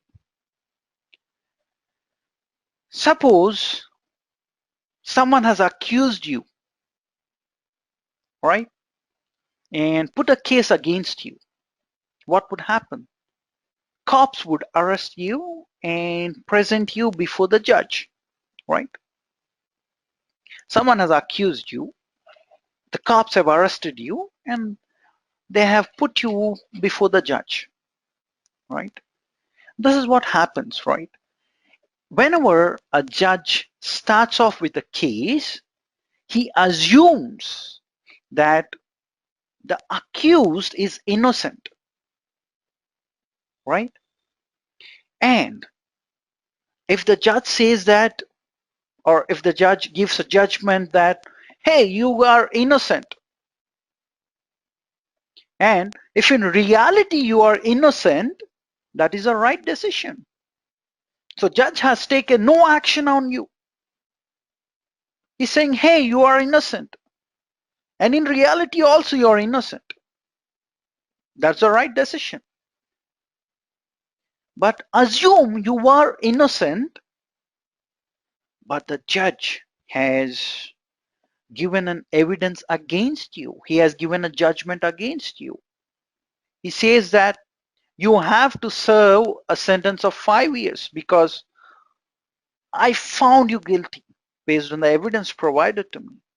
So what is happening here?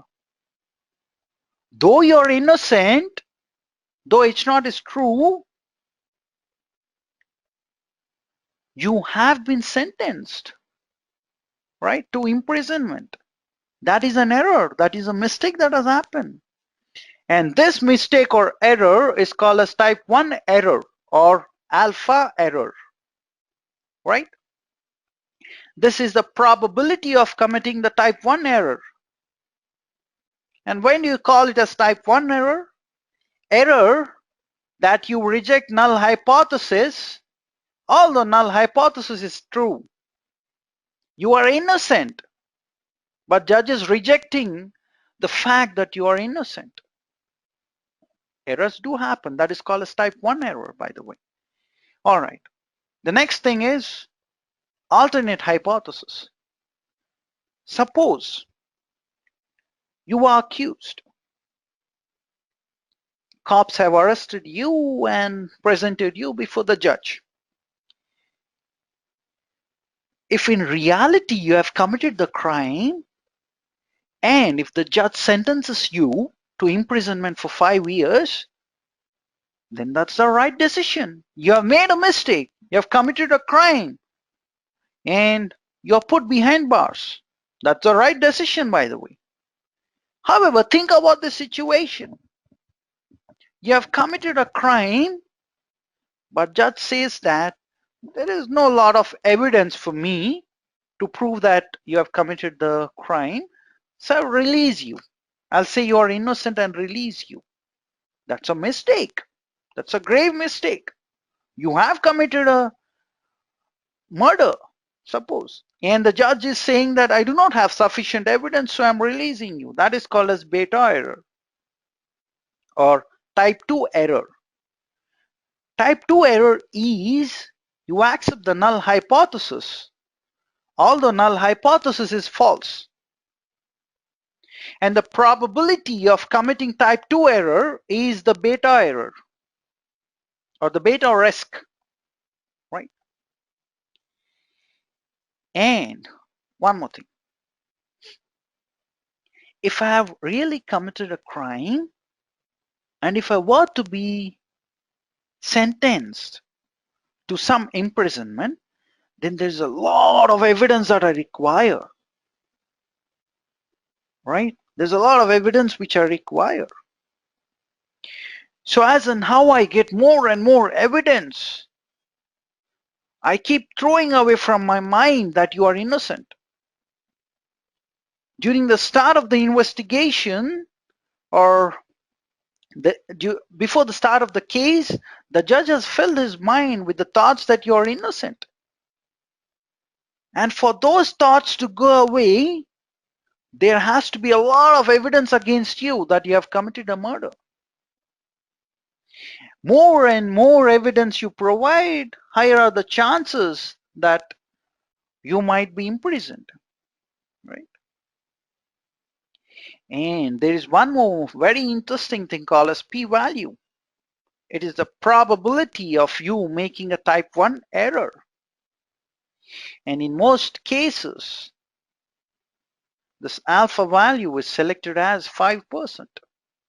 That means there is a 5% chance that you might go wrong with the decision.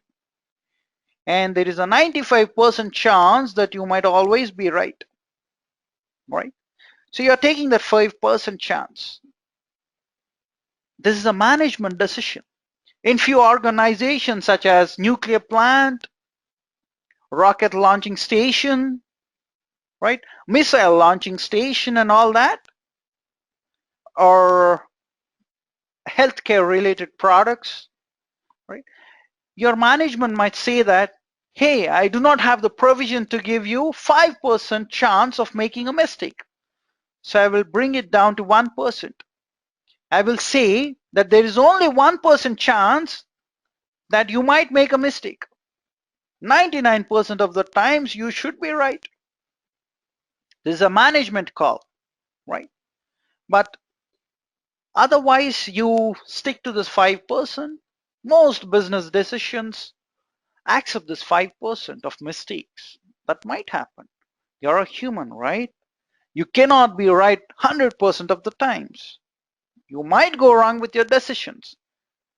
But how much percentage is a management willing to give you? How much leeway is a management willing to give you? right? And that is called as this alpha value, probability of committing a type 1 error. All right, let us move on.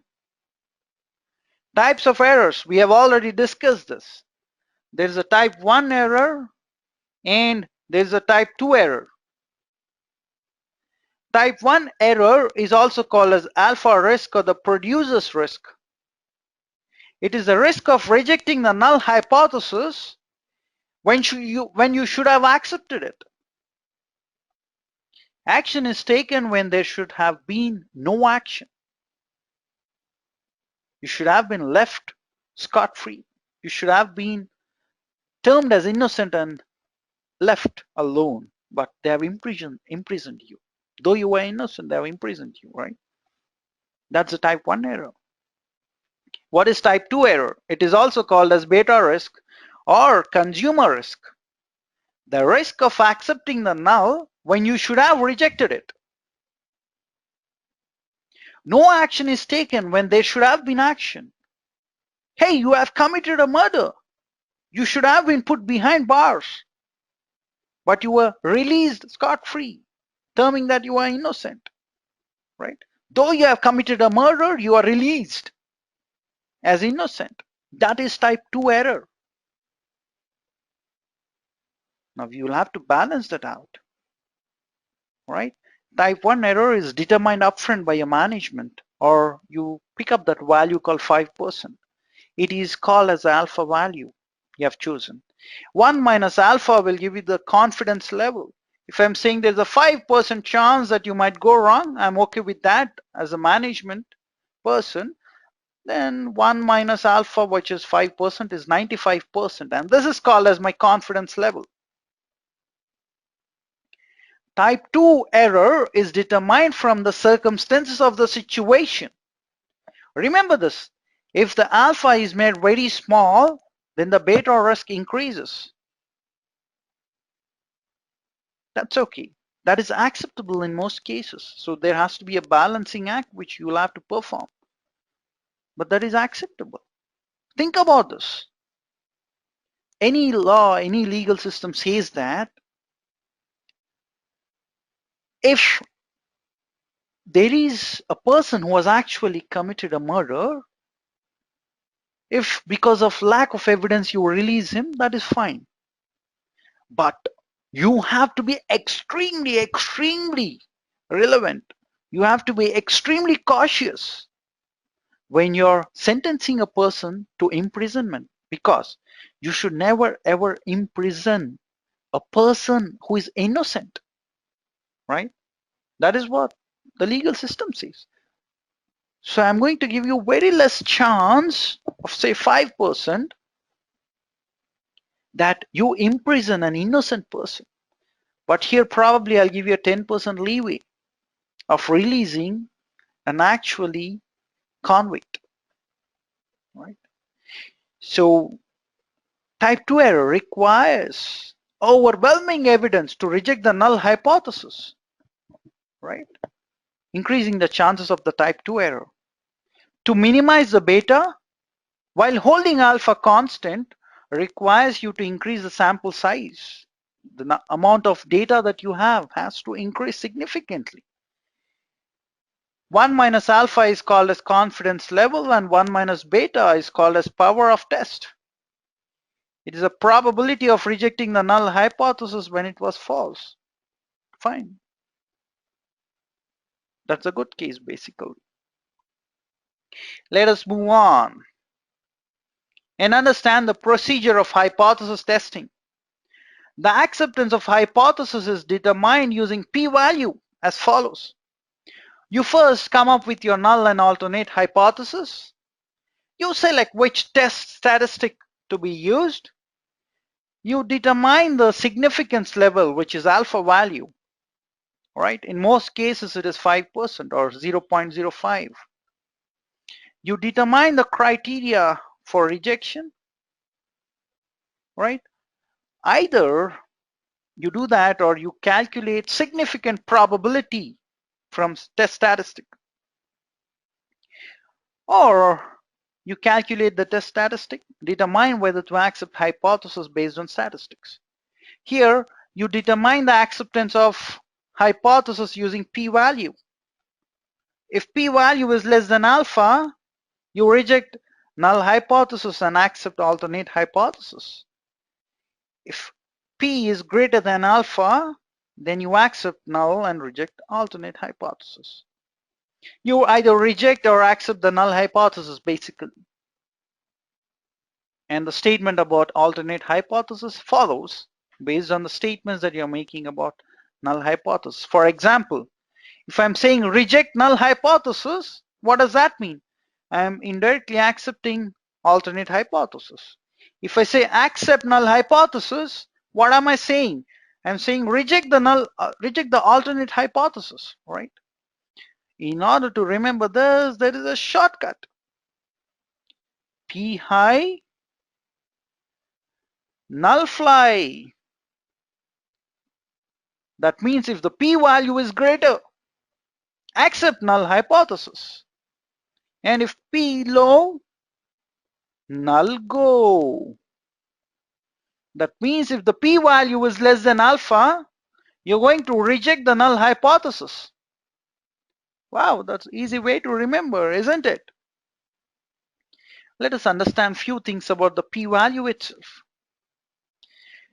P-value.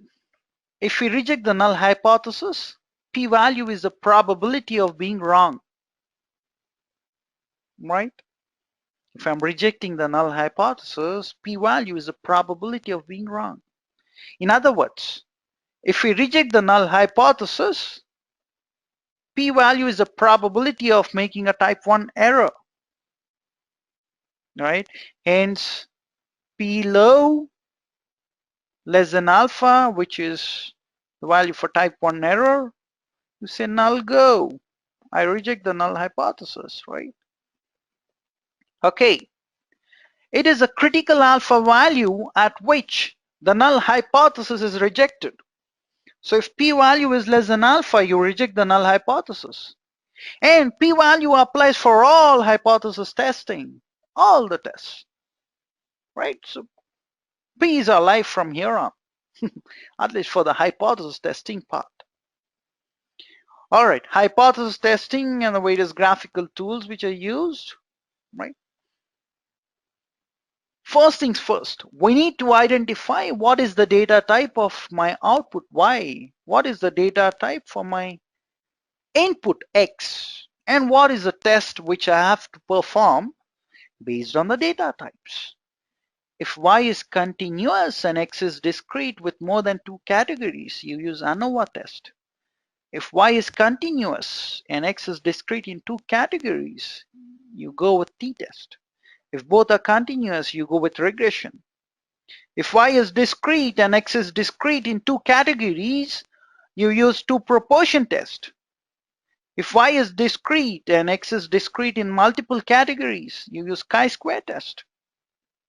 We will understand each and every test using some examples.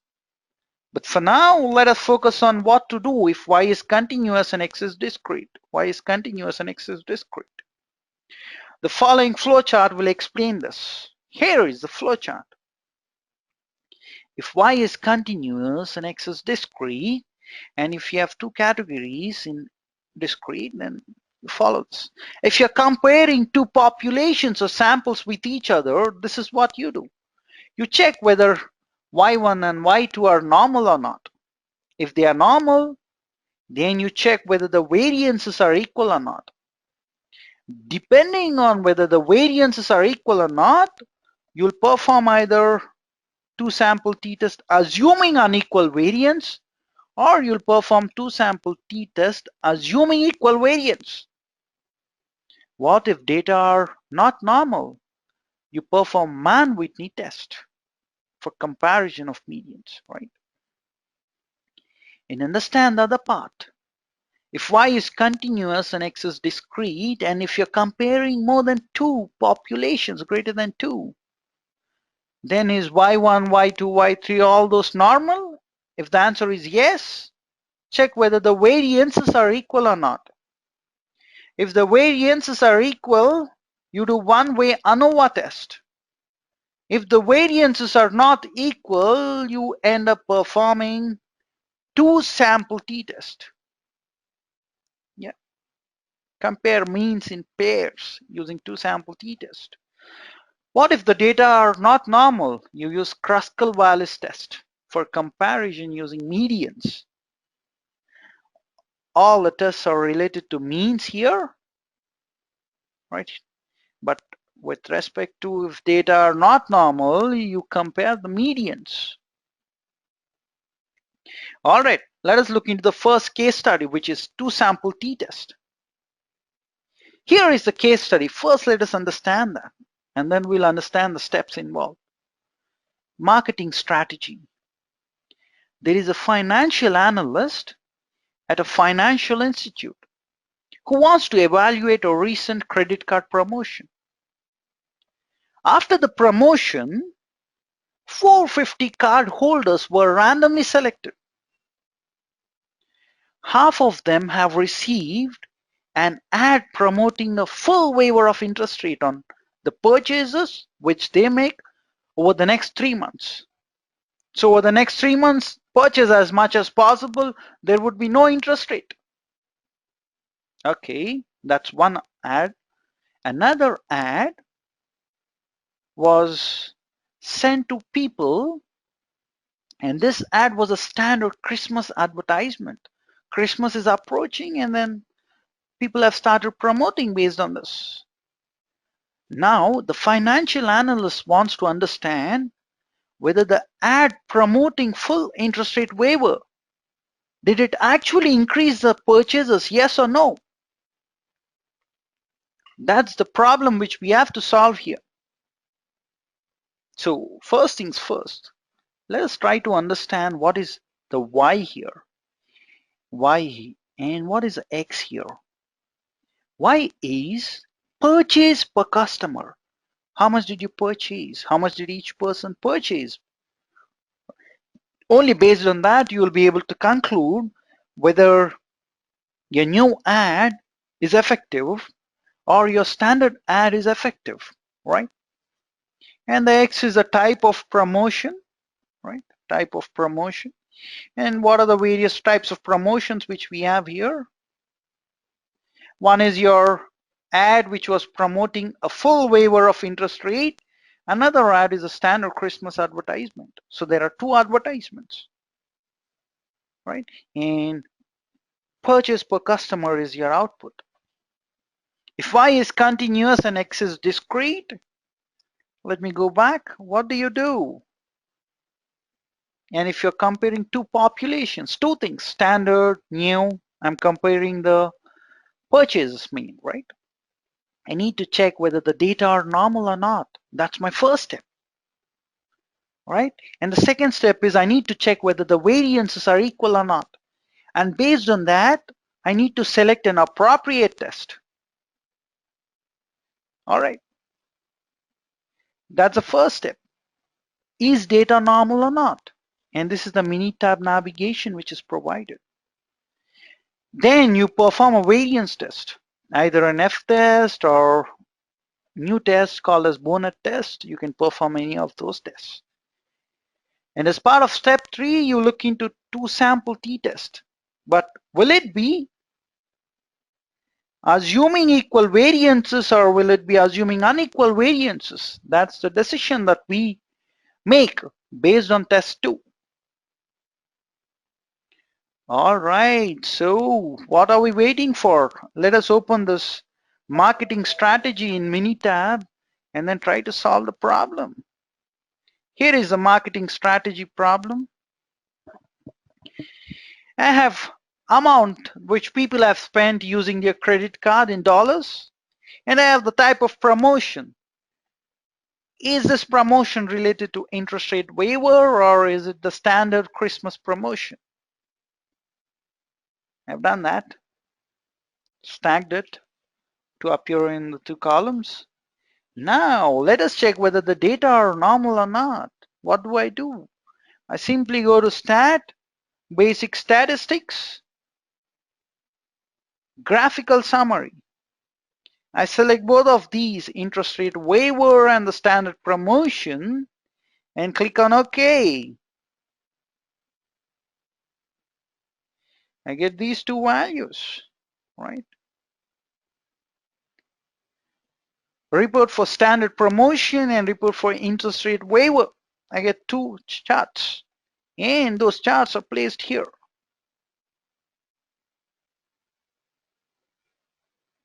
All right.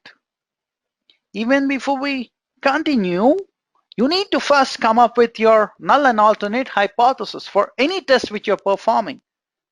Null hypothesis says don't take any action. Data are normal. You need not do anything. Alternate hypothesis says data are not normal, right? That is what they see. Now we are checking for Anderson-Darling p-value. You have done everything and you're looking into Anderson-Darling p-value. And we know that if p is high, that means if p is greater than 0.05, why am I taking alpha value as 5% or 0.05? Because that is universally acceptable until and unless your management comes to you and says, hey, no, I will not allow 5% chance of making a mistake. Take only 1%. Until and unless someone says that, you go with 5%. 1 minus alpha is the confidence level which is provided here. Hence, alpha is 5%. Confidence interval is 1 minus alpha, which is 95%. All right. So here is the p-value. In both of these cases, Anderson-Darling normality test p-value is greater than 0.05. And it is clearly saying that if p is high, null fly. P high, null fly. That means you're going to accept null hypothesis. And what is null hypothesis saying you? It's saying that data are normal. And remember this flowchart, extremely important. You're checking for the normality, and if you conclude that the data are normal, you need to perform the next test, which is are variances equal or not. Move on, move on, move on. So this is the navigation, right? Basic statistics to variances. Here is the null hypothesis and alternate hypothesis. Null hypothesis says both the variances are equal.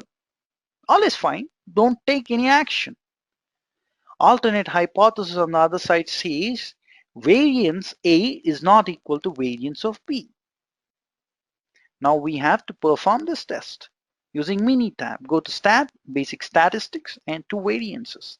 Let me go to the Minitab and let us do that. All right, where am I? Here. Let me go back to the worksheet by clicking on this. Now we need to check whether the variances are equal or not. You need to go to Stat, Basic Statistics, click on two variances. I clicked on that now, it's coming up. Each sample is in its own column C5 and C6. That is what I've selected. I clicked on this, I selected C5. Oh, my bad. Let me remove that. Okay, let me select this. All right, let me remove this. Let me select the sample 2. And I simply click on OK. All right, I got the result. But if I want to look at the text, I go to the session folder. I click on this, right?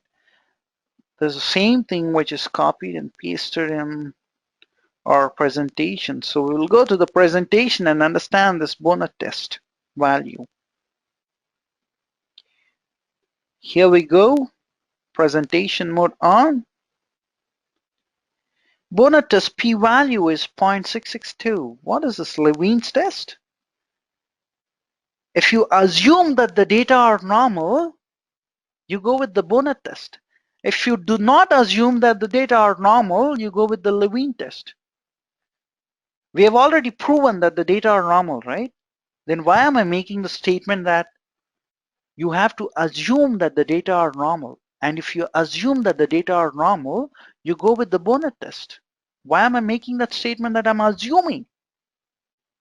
Think about this population and sample. I'm working on the sample, mind you. I have access only to sample, right? So I'm working on the small sample and I found the data are normal. If the data are normal for the sample, then is it normal for the population? You really don't know, right? But you're assuming that the inferences that you make about the sample would be applicable to your population as well. Hence, I'm saying assume. So if you assume that the data are normal, you go with the bonnet test p-value. If data are not normal, if that is what you assume, you go with the Levene's test. Anyways, let us look into this p-value. P-value here is 0.662. Is this p-value greater than 0.05? Oh yeah, it is greater than 0.05. P-high, null fly. So you accept null hypothesis which says both the variances are equal. And let us go back to the flowchart and see what happens if the variances are equal. If the variances are equal, you're going to perform or compare the means using two sample t-test, assuming equal variances. You're assuming equal variances now. Let me go there. Let me go there. Let me go to the third step. All right, it's there here also. So first step first, you need to write down the null and alternate hypothesis first. So you're saying that you're comparing means using two sample t-test. So you're saying mu of process A is equal to mu of process B. Alternate hypothesis says both are not equal. Mu of A is not equal to mu of B, right? This is the Minitab navigation which you can perform. All right, let us go back and make the corrections. Go back to the worksheet. And how do you navigate? Go to Stat, Basic Statistics. Click on two sample t-test. Each sample is in its own column, right? So since I've already performed this exercise, it was showing those values here. Otherwise, values would not be populated, right? All right. So sample one is interest rate waiver. That's the first advertisement type. And then we have the standard promotion advertisement type. I click on options here. And don't forget to select this option called assume equal variances. That is what we are doing, right? Here also we are assuming that variances are equal. Why am I saying that we are assuming? We have already proven that, right? That the variances are equal. Why am I saying it's assume? I'm assuming because whatever analysis I'm doing is based on a sample. And then I'm going to draw inferences about the population, right? So simply click on OK and OK. Here we go. This output is copied and pasted here in the presentation. So let us move there. Here it is. You go to this option, select assume equal variance is extremely important. And when you click on OK, magic happens using a magic box mini tab, right? And here is a p-value 0.024.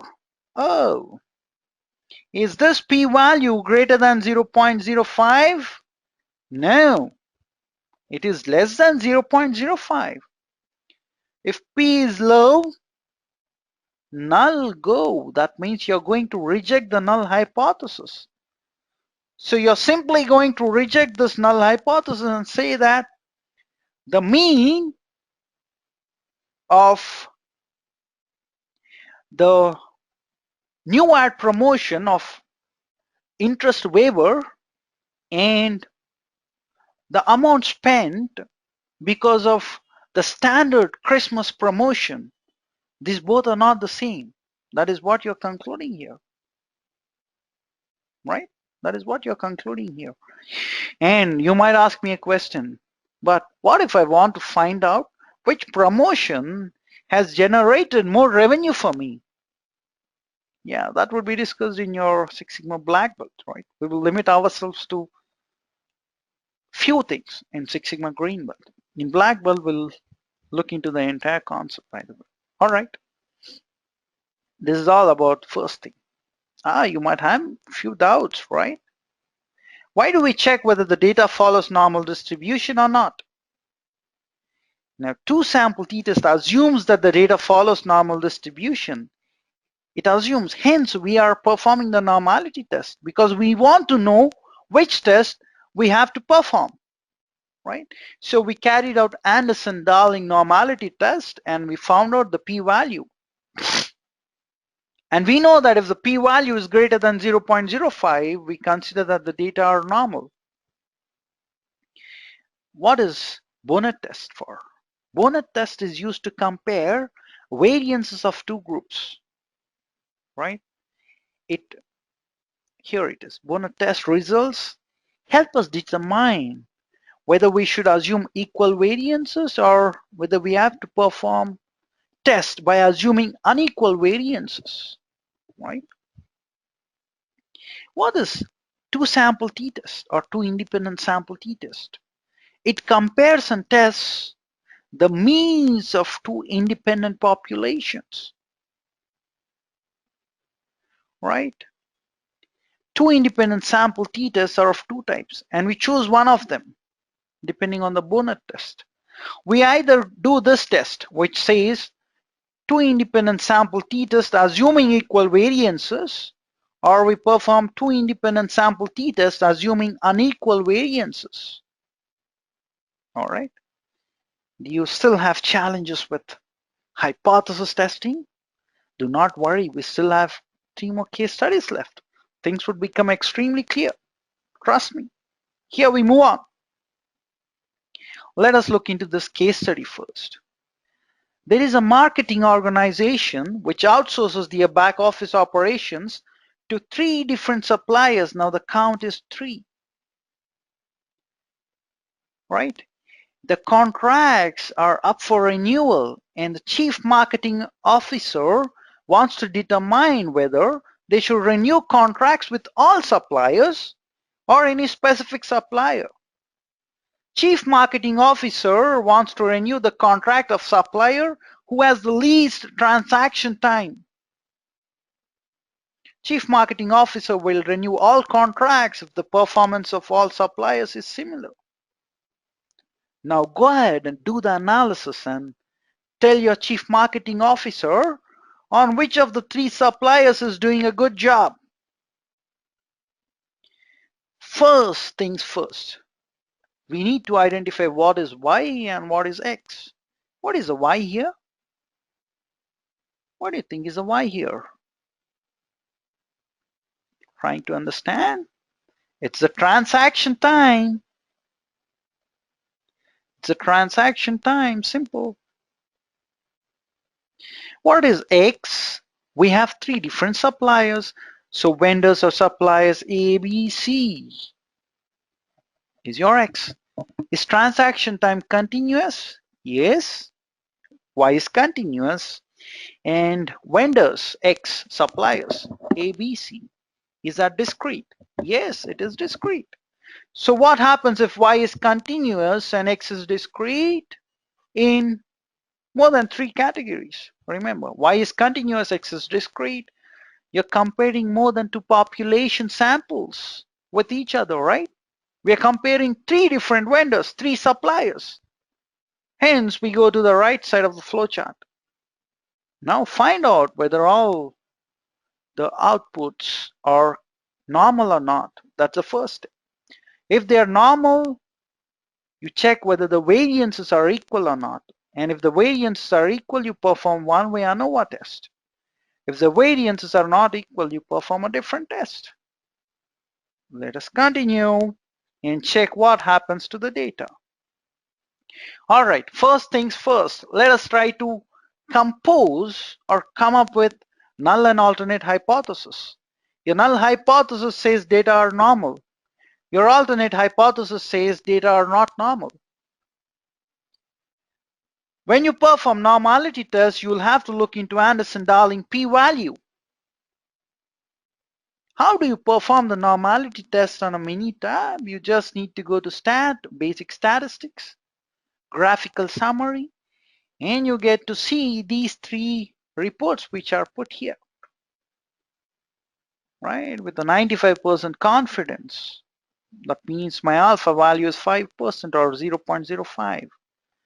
And we know that if the p-value is greater than 0.05, we assume that the data are normal. And in all these three cases, p-value is greater than 0.05. So data are normal. If data are normal, the second step which you have to perform is test for equal variances. First, compose. What is your null hypothesis and what is your alternate hypothesis? Your null hypothesis says all the variances are equal. Your alternate hypothesis says not all variances are equal. So you write down in this way, variance of my supplier A is equal to variance of my supplier B is equal to variance of my supplier C. That's my null hypothesis. And if I say variance of my null hypothesis, or sorry, supplier A is not equal to variance of supplier B, is not equal to variance of supplier C, that is my alternate hypothesis, right? How do you perform this test? Go to Stat, ANOVA, test for equal variances. And when you test that, you see that for multiple comparisons test, the p-value is 0.674. If p-value is greater than 0.05, what do you say? You say p high, so null fly. So you'll accept the null hypothesis which says all the variances are equal. If all the variances are equal, what do you do next? You perform ANOVA one-way test. Once again, the first thing would be composing your null and alternate hypothesis. As part of null hypothesis, you're saying that all means are equal. That means you're saying average of supplier A transaction time versus average of supplier transaction time B is equal to supplier transaction transaction time for supplier C. Average transaction time of supplier C, right? What does your alternate hypothesis say? It says average transaction time of supplier A is not equal to average transaction time of supplier B, which is not equal to average transaction time of supplier C. You can either represent using this notation or you can write it down. Why am I using mu symbol here? Because you do hypothesis testing to make inferences about your population. Though you have a sample at hand, I'm drawing inferences about my population. Hence, the statements would contain the population notations. However, you're analyzing a sample. All right. This is the navigation path of Minitab. Once you do that, you see that the p-value is 0.104. P-value, is it greater than 0.05 here? Yes. 0.104 is greater than 0.05. P high, null fly. All right. So you select this. You say that, dear Chief Marketing Officer, the transaction time of all the three suppliers is the same. So you'll have to renew the contract time for all the suppliers. Yeah, that is the conclusion that you draw here. Okay, now what we have to do is I need to show this case study using Minitab for you. Okay, let me open that. This is one-way ANOVA, the contract renewal case study basically. So it's opening on Minitab 17, so bear with me while this opens up. Just a minute while the magic box opens up. Magic box. Here is the case study which has opened up in the Minitab. So there are 3 steps which we need to perform here, right? The first step is we need to check whether the data follows normal distribution or not. For that, you just need to go to Stat, Basic Statistics, do a graphical summary of all the 3 suppliers. I select all 3 and click on Select. Click on OK. I get 3 charts. This is for supplier C. P-value is greater than 0.05, hence the data are normal. This is for supplier B. P-value is greater than 0.05. So data are normal. Even using this graph, you can conclude that the data are normal, right? But you do not always want to bank on the images, diagrams. You want to statistically prove it using numbers, right? Let us look into supplier A. The p-value is much higher than 0.05. It is 0.941. P high, null fly. In the null hypothesis says data are normal. So if data are normal, your second step would be to test whether the variances are equal or not. For that, you need to go to Stat, ANOVA, test for equal variances. I have done this exercise before, hence those values are appearing. Otherwise, this is how it would be. Response data are in separate column for each factor. You click on this in this window, select supplier A, B, C, click on select.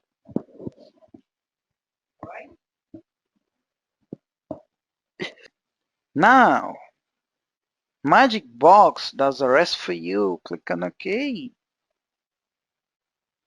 It says that the multiple comparisons p-value is 0.674, which is greater than 0.05. P high, null fly, you go with null hypothesis.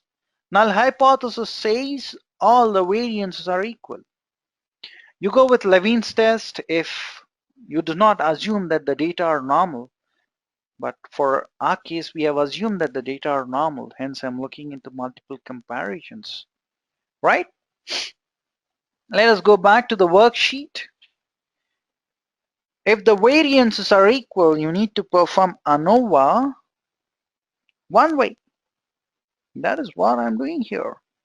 Response data are in separate column for each factor. I click in this box called responses. I select all the 3 suppliers and I click on OK. Now let me minimize this and go to the actual sheet. Here I get to see the p-value, which is 0.104. P high, null fly, right? So I accept the null hypothesis basically. And the null hypothesis says the transaction time of all 3 suppliers is the same. And hence we conclude in this way. All right. I say the transaction time, average transaction time, mean basically. Let me go back to the worksheet and here are the frequently asked questions, right? Why do we check whether the data follows the normal distribution or not? ANOVA one way assumes that the data follows normal distribution and therefore we carry out the normality test to check whether the data actually follows the normality test or not, right? We look into Anderson-Darling normality test. If the p-value is greater than 0.05 or more than alpha, we assume that the data are normal and we proceed. What is Levene and multiple comparison tests for? Levene and multiple comparison tests can be used to test variances of several groups, if you have more than 2 groups basically. Multiple comparison tests for variances assumes that the data follows normal distribution. However, Levene's test does not make any such assumptions. And then we test for equal variances, which is carried out to satisfy the assumption of homoscedasticity. Equal variance for ANOVA one-way. What is homoscedasticity? If all the random variables in the sequence have the same variance, it is called as homoscedasticity, right? Everything, all the data points in that particular sequence, all the variables have the same variance. That is called as homoscedasticity.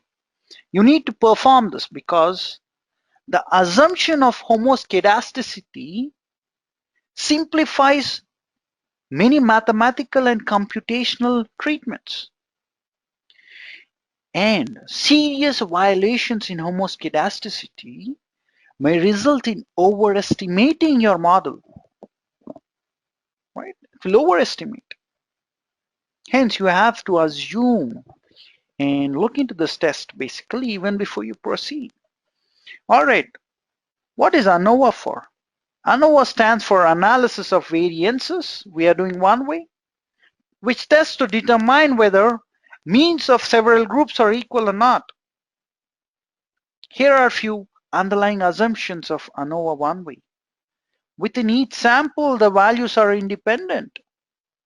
The K samples are normally distributed. The samples are independent of each other. The K samples are all assumed to come from populations with the same variance. These are few of the underlying assumptions. We have looked into two sample t-test and ANOVA, but what is the real difference between these two?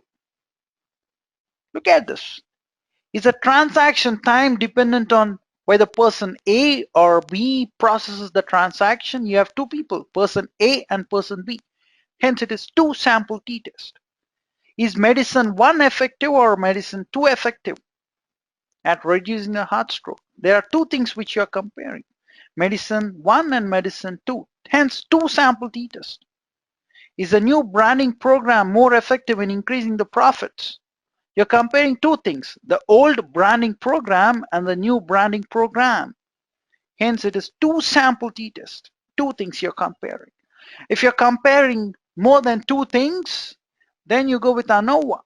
Look at these examples. Does the productivity of employees vary depending on the three levels? Beginner, intermediate, and advanced. Right? Three different sale closing methods were used. Which one is more effective? You're again speaking about 3, which is greater than 2. Hence, you go with ANOVA. 4 types of machines are used. Is weight of the rugby ball dependent on the type of machine used? Look at this. You're looking into 4 types. 4. Anything greater than 2, you go with ANOVA test. That's the difference. If you have two things to compare, go with two sample t-test. If there are greater than 2, then you go with ANOVA one way. Okay. Let us move on and discuss about two proportion test.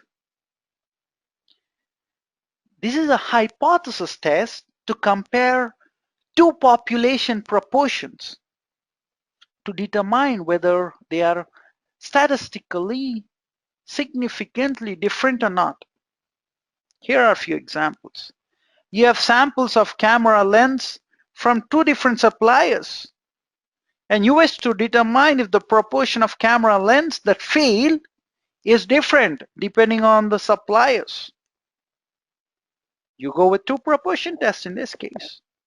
You have data for samples of animals who received an experimental vaccine, and you wish to determine if the proportion of animals that get sick in this group is different from that of the unvaccinated group.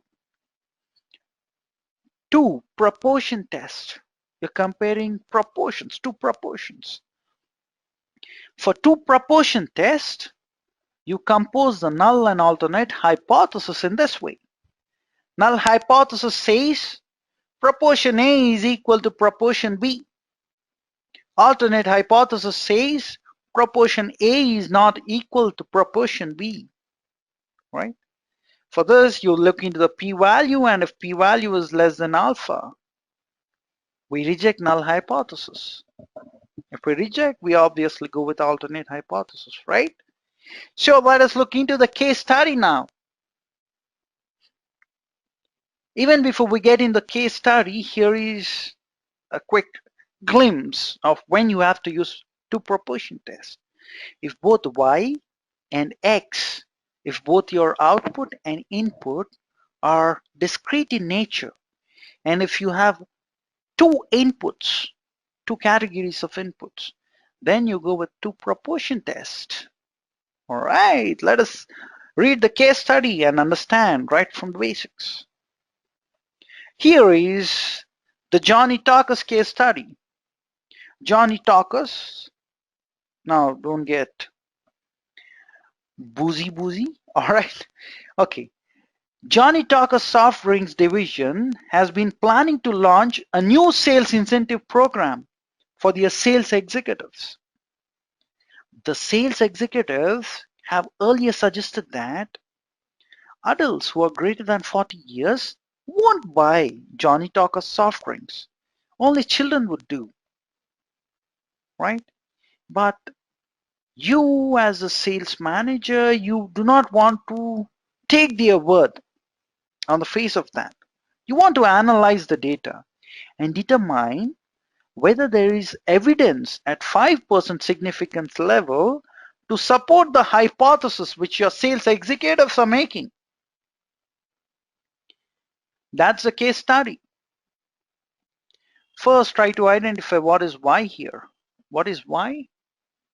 Percentage people who buy or percentage people who do not purchase, right? Because they're saying adults would not purchase, only children would purchase. So that is the output, right? Percentage purchased or percentage who did not purchase. That is my Y output. What is X? X has two categories based on age. You have adults and children, right? These are the two categories.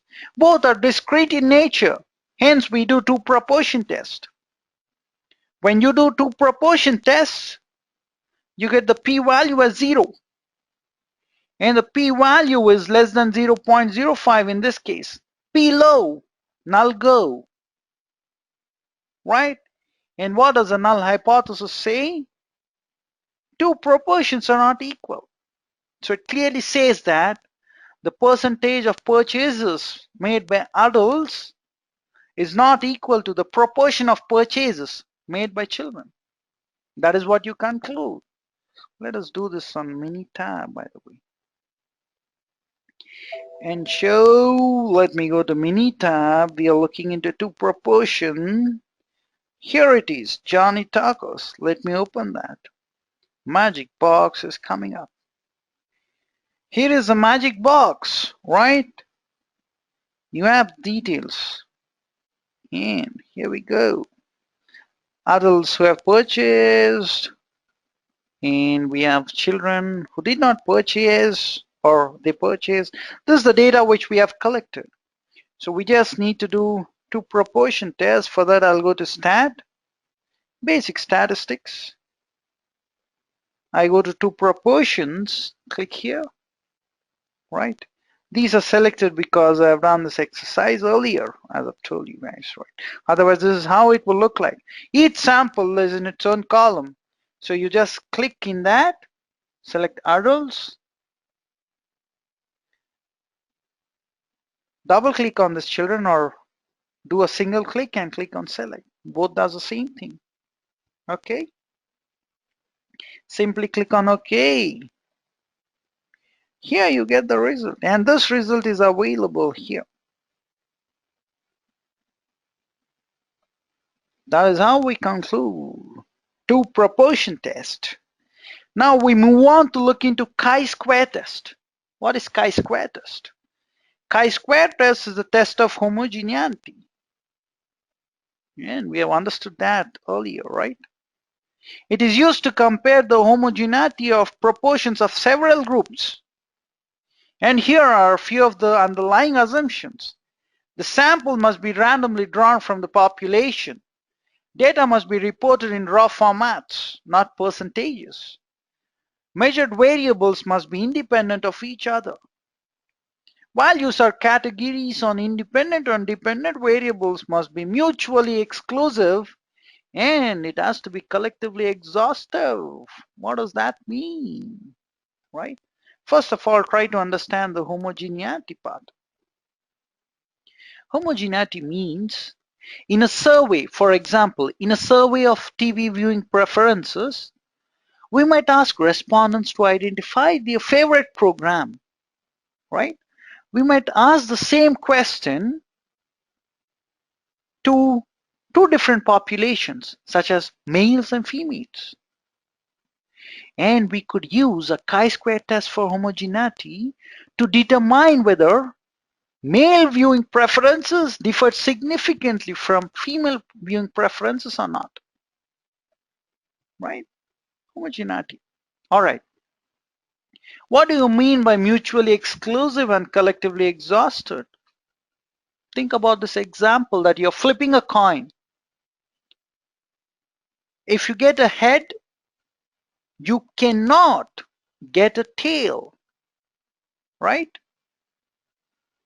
And vice versa. If I get a tail, I cannot get a head. Observing one outcome excludes the possibility of observing the other. That is called as mutually exclusive. If one event occurs, the other might not occur, will not occur for that case. And they're collectively exhaustive. What do you mean by collectively exhaustive? Think about this. You flip a coin, you can get a head or a tail. You do two flips of a coin. You can get head and a head, or you can get tail and tail.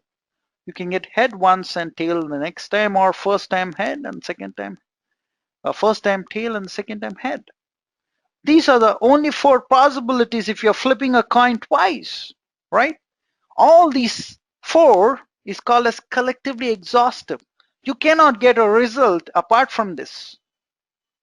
Of course, you should be flipping a coin on an even ground, right? So that is mutually exclusive and collectively exhaustive. Observed frequencies cannot be too small. You need to have a bigger number there. And when you write down your null and alternate hypothesis, this is how you write it down. Null hypothesis says all proportions are equal. Alternate hypothesis says not all proportions are equal. You once again look into your p-value. If p is less than alpha, you reject the null hypothesis, right? Okay, let us look into a case study and try to solve this. Even before that, let us understand this. If my output is discrete and if my input is discrete in more than two categories, I look into chi-square test. Here is the case study. Let us quickly understand that. Bauman Research. Bauman Tech Research Company uses 4 regional centers in South Asia: India, China, Sri Lanka, and Bangladesh to input data of questionnaire responses. They audit a certain percentage of questionnaire responses versus data entry. Any error in data entry renders it defective. And the chief data scientist wants you to check whether the defective percentage varies by country or not. Analyze the data at 5% significance level and help the manager draw appropriate inferences. Now, 1 in the data set means it's not a defective. 0 means it is a defective. Okay?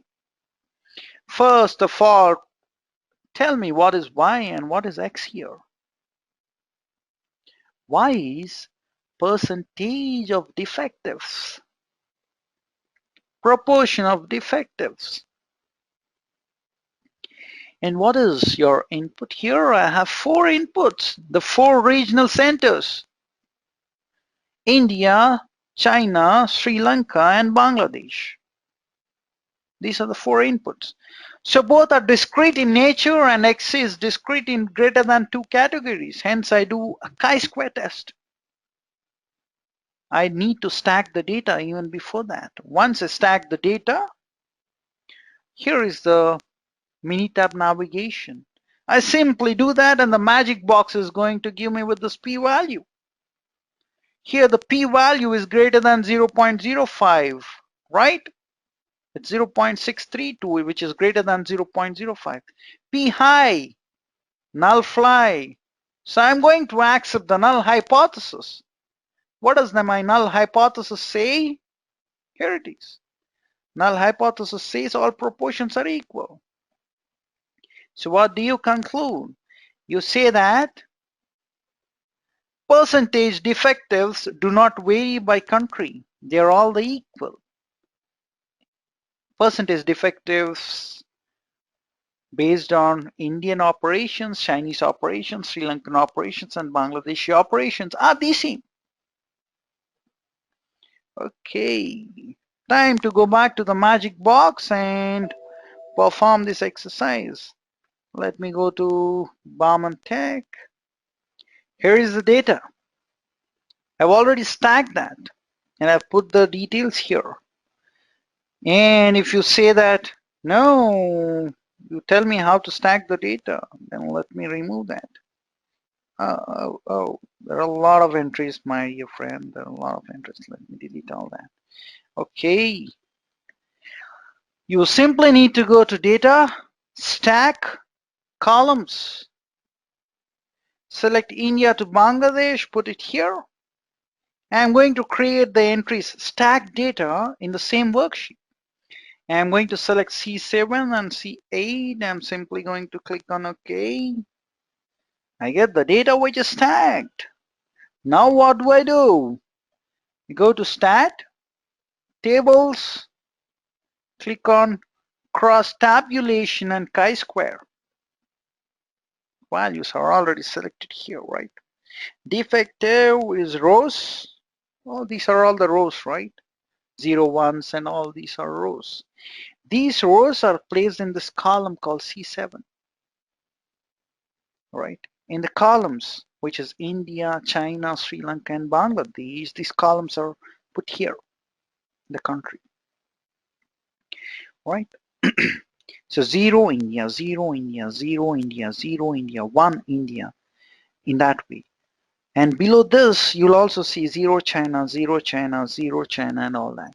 Below that, you'll see 0 Sri Lanka and then 0 Bangladesh, things like that. All right. Not just that, you need to click on chi-square and select this option called chi-square test.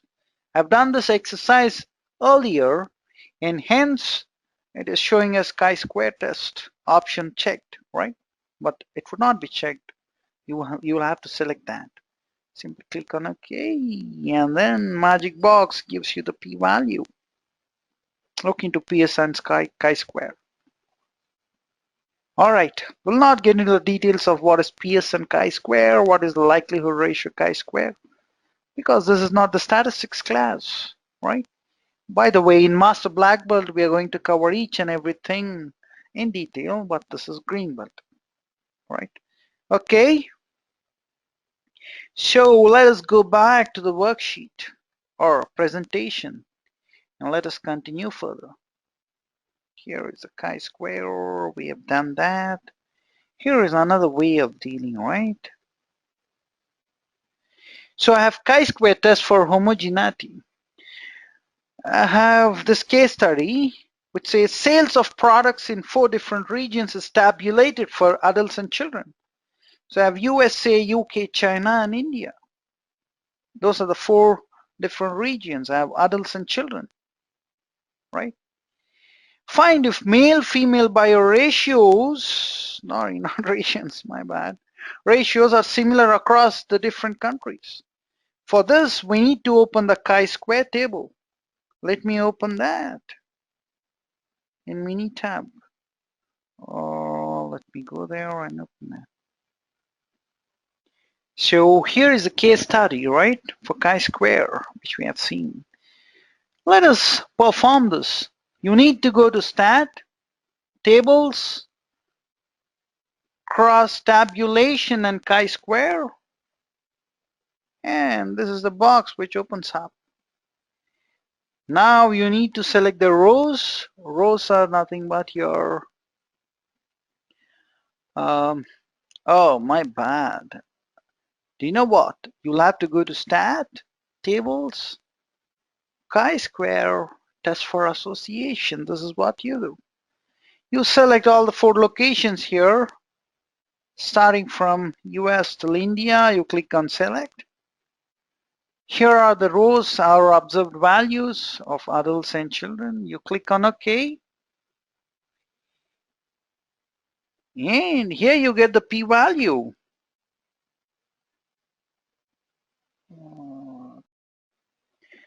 So here is a p-value, which is 0.660 for PS1 chi-square. And we know that if the p-value is greater than 0.05, you accept null hypothesis. P high, null fly. Do not forget that. All right, let me go to the presentation. Yes, here we have the same snapshot. P high, null fly. If p-value is greater than 0.05, you're going to go with null hypothesis.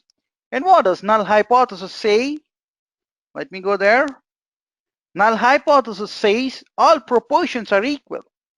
So you go back to your region manager or sales manager and say that the buyer ratio with respect to adults and children across the 4 different regions is the same. All proportions are equal. All right. So we are done with chi-square test of homogeneity. What do we do if your variables y and x are continuous? If both are continuous, then what is the test that you're going to perform? If both y and x are continuous, we go with regression. Let us move on and understand this with an example. As a first step, if both variables are continuous, you need to do scatter diagram. What are scatter diagrams? So these diagrams which are represented here are called as scatter diagrams. Scatter diagrams are plots, provide a graphical representation of the relationship of 2 continuous variables. Be careful, my dear friend. Correlation does not guarantee causation. Correlation by itself does not imply a cause and effect relationship. There was a good example around this to explain correlation and causation. Let me use that here. It seems that in the summer season, the ice cream sales increased. And if you look into the ice cream sales versus the number of people or the number of accidents because of shark attack, it seems that in the summer season, the number of shark attacks were high, and also the sales of ice cream was increasing. So when people looked into the relationship between the number of ice cream sales in summer season versus the number of shark attacks in the summer season, it seems there was a strong relationship between these two, sales of ice cream and the number of shark attacks. Just because there is a strong correlation does not mean there is a causation. What do you mean by causation? Eating number of ice creams is resulting in shark attacks, or the number of shark attacks is increasing the ice cream sales, right? There's no causation and there is no relationship basically, right, between the number of ice creams which are consumed versus the number of shark attacks. So correlation does not mean there is causation. That's the most important thing that you need to understand. And scatter diagram is always done based on continuous variables. So if I have 2 variables, sorry, x and y, and if I plot it on a chart, And if I see this kind of a representation, wherein the data points are going to increase in this arrow like this, then you claim that it is a positive correlation. Look at that. Here also variables are in the positive direction. They're increasing. Right? The relationship between y and x is increasing. If it's increasing, you call it as positive correlation. If it is decreasing, then you call it as negative correlation. See, here also it is decreasing, so it is called as negative correlation. And here the plot points are cluttered. There is no particular pattern to this. Hence, you call this as no correlation.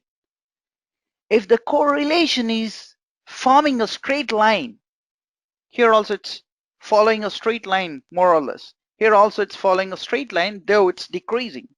Here also it's decreasing, right?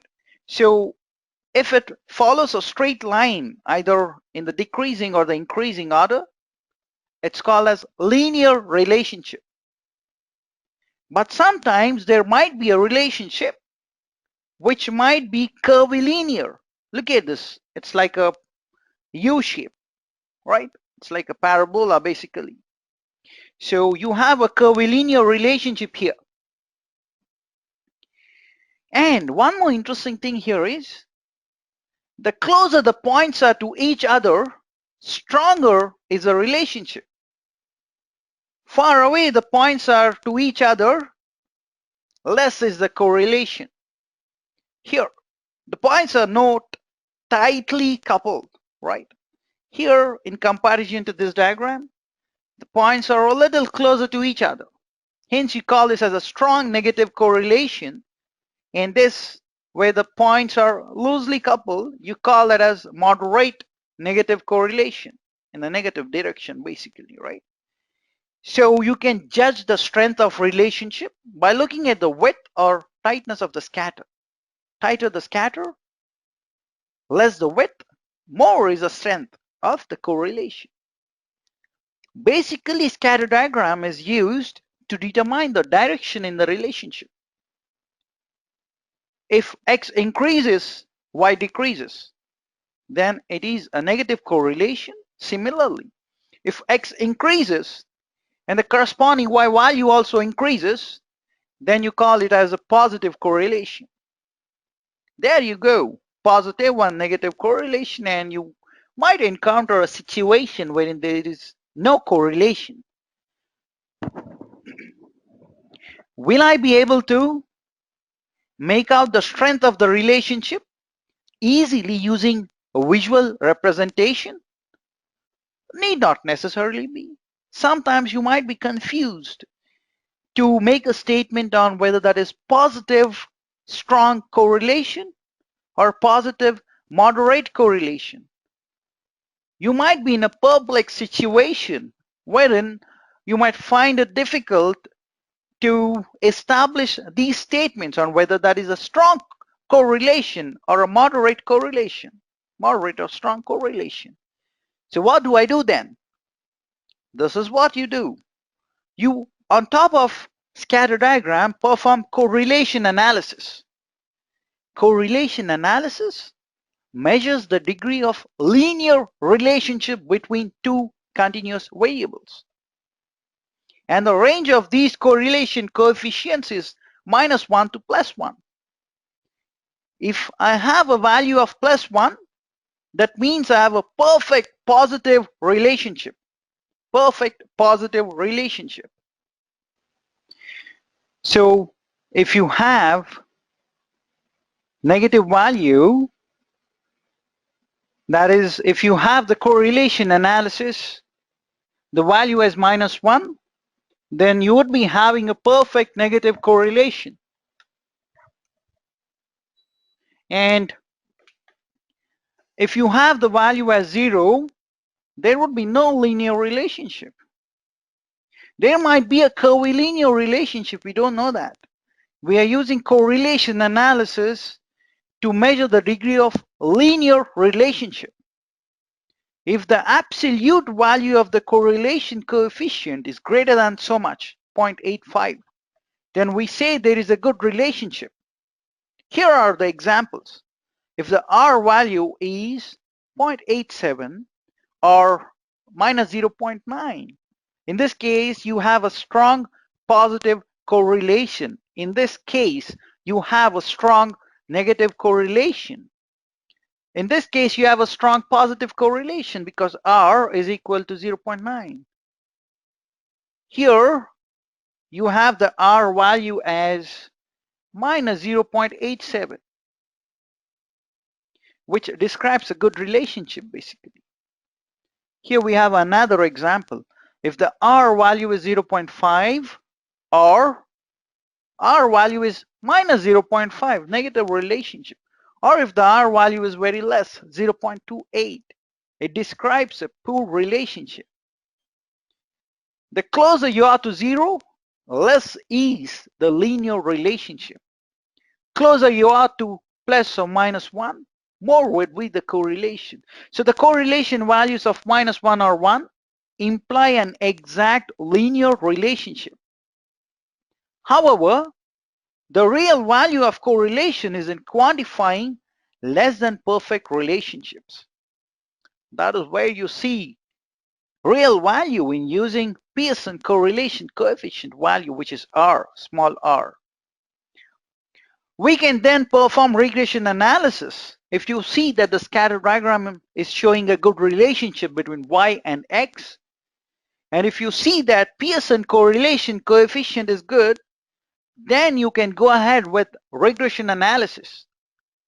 Regression analysis attempts to further describe the type of relationship. If the correlation is good between the two variables, we'll understand this using an example, so don't press the panic button yet. Hold on, my dear friend. What is regression analysis? So here I have an equation for you. Regression analysis plus the correlation plus the scatter plots. All these three together will help you predict the future performance using the past results.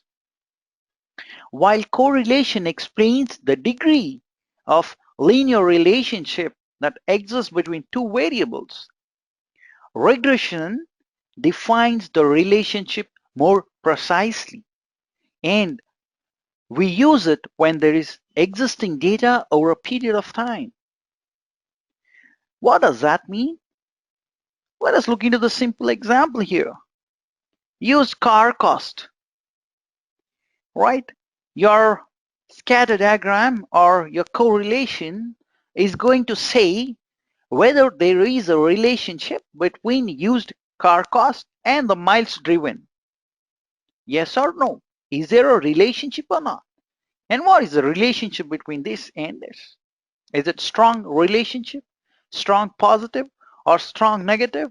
Or is it just a positive or a negative correlation? That information you can find out using correlation and scatter plots.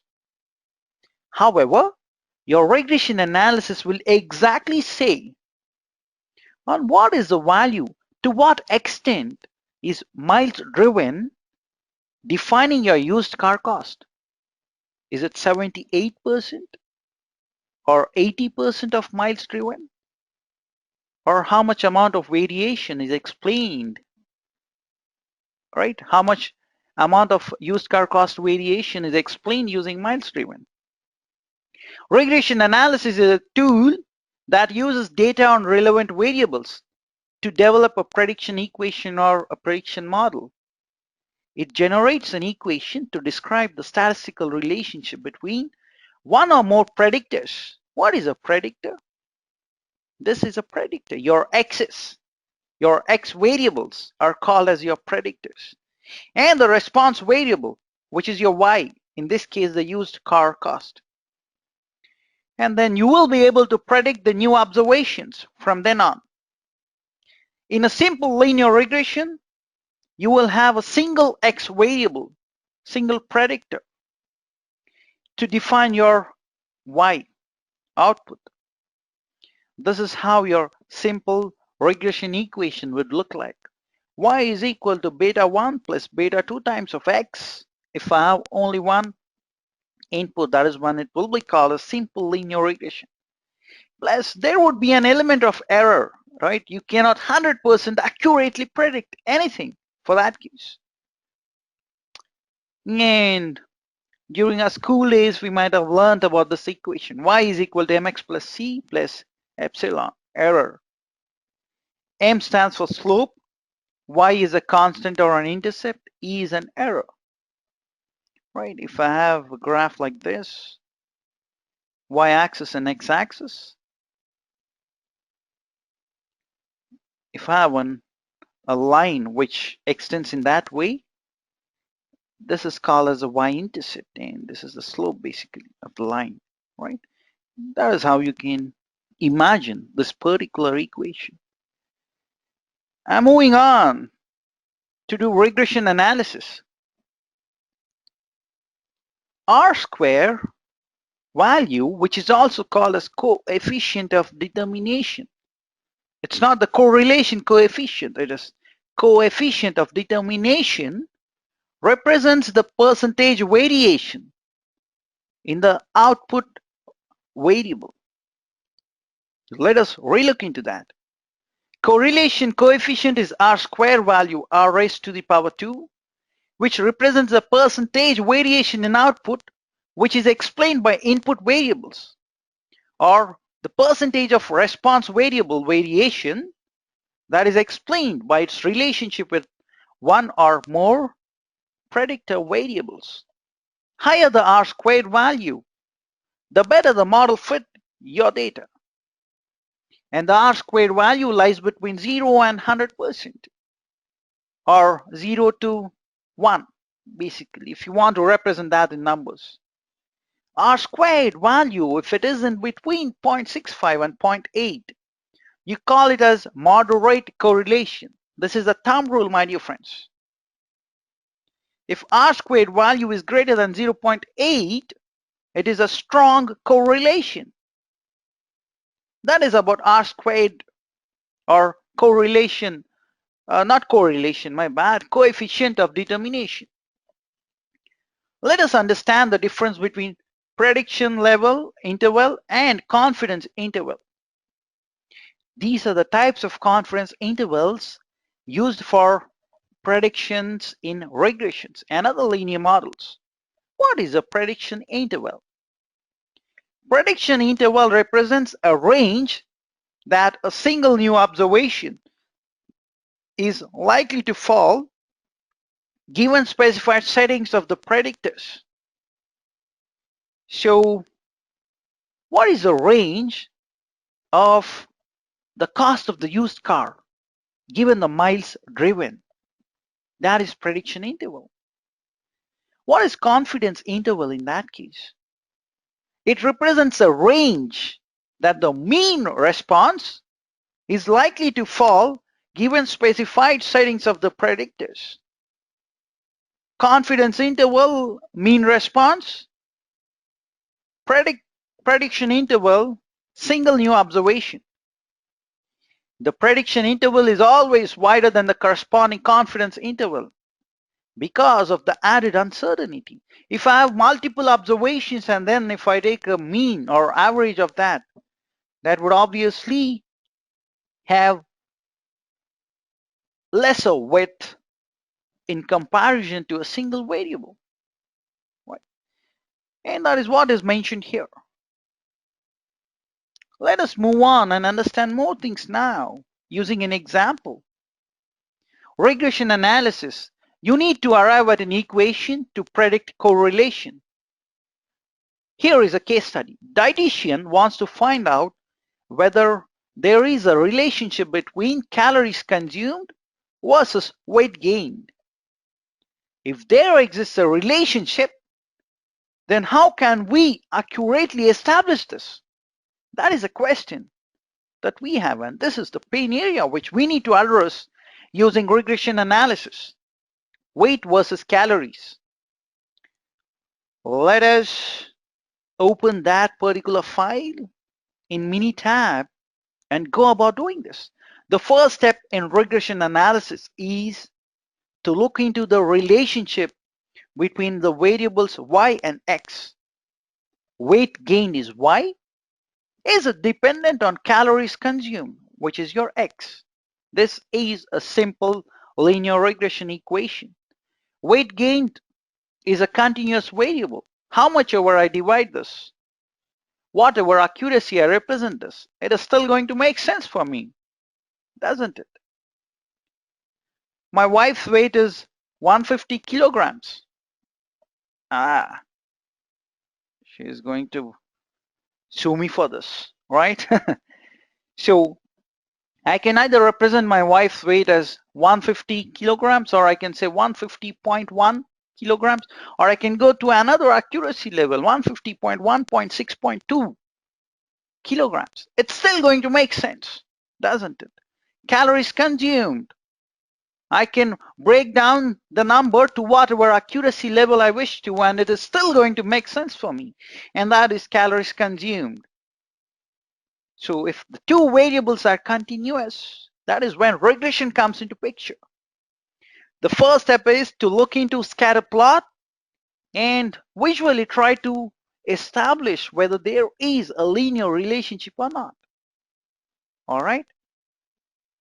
Because your Pearson correlation coefficient doesn't give you the image. And remember, there can be a higher Pearson correlation value even if there is not a straight line linear relationship.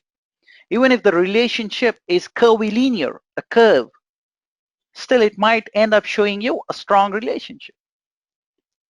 Hence, we first look into the scatter plot. Let us do that. Go to Graph Scatter Plot in Mini tab. Let me do that. Here we go. This is the example, right? I go to Graph. I click on Scatter Plot. I do a simple scatter plot. I click on OK here. I need to enter weight gained in Y and calories consumed in X. I have these values already entered here because I've done this exercise in the past. So otherwise, this is how the screen would appear. You will have to click on this Y variable, select weight gain, select it. Automatically, it will shift. The pointer is going to shift to X variables. Now select calories consumed, click on select. All right, click on OK to view the scatter plot. Here is the scatter plot. It shows more or less a linear relationship. The points are a little closer to each other, so it can be a strong positive correlation between weight gain and calories consumed. But we want to evaluate this using Pearson correlation coefficient, the small r value. How do we do that? Go to Stat, Basic Statistics, Correlation. How do I go back to the worksheet? I simply click on this. Right, Show Worksheets folder. I click on that, I go back to this. I need to go to Stat, Basic Statistics, and I need to click on Correlation. The moment I hover my mouse onto that, it's going to show me this, right? A small pop-up, which will explain me quickly about what correlation is all about. Click on that. Since I've done this already, these values are selected. I remove that. This is how it's going to look like when you open for the first time. I select these two. I click on select. It's going to pull in these two values into variables field. There are a lot of methods. You can either use Pearson correlation or Spearman rho. I'm selecting Pearson correlation coefficient. This class is limited to few things, right? We are not into core statistics class. This is Six Sigma session. In the core statistics class, which XLR provides, you will learn about Spearman rho. Also in Master Black Belt to some extent, you learn that. All right, I'm just clicking on OK. Here goes the value. Pearson correlation coefficient is 0.947. Remember, anything greater than 0.8 or 0.85 is a strong relationship. So we have a strong relationship here. So that is what it says. Only if I have a strong relationship, I can proceed with regression analysis. How do I do that? Go to Stat, Regression, Fit Regression Model. I'll do that by going back to the worksheet or mini tab, sorry. How do I go back to the worksheet? I just click on this here, right? I need to go to Stat, Regression. I'll go to Regression once again. In that, I'm going to fit a regression model. So these values would be available here if you already had done this exercise. So since we have not done this yet, click on responses, say weight gain, continuous predictors, calories consumed. Hey, here we have categorical predictors also. If you have attribute data, you can do a logistic regression as well. All right, we'll discuss about logistic regression in black belt, not in green belt. All right, and now just click on OK, and let us see how the output is going to look like. Hey, here I go. I have an equation now. Weight gained is equal to minus 626 plus 0.4202 calories consumed. Wow, I've got a prediction equation. Now, if anyone is going to give me calories consumed, dietitian is simply going to substitute the calories consumed in this equation to get the weight gained. How cool is that? But let us look into the entire analysis. We'll not look into each and every concept of this or each and every component of this. We have degrees of freedom, adjusted sum of squares, adjusted mean square, F value, and P value there, right? So regression, P value is 0.000, right? And calories consumed has P value of 0.000. So your coefficient and your X variable are both having a p-value which is less than 0.05. Hence, these two variables are significant. They are significant to predict your weight gain. And look at the R-square value, which is 89.68%, right? It's greater than 0.8 or 80%. That says that your model is good model. Higher the R-squared value, better your model prediction would be. 89% of the variation of y is explained using this equation. That is what it says, right? All right. So let's go back to this. Hey, here we go. So we have got the equation.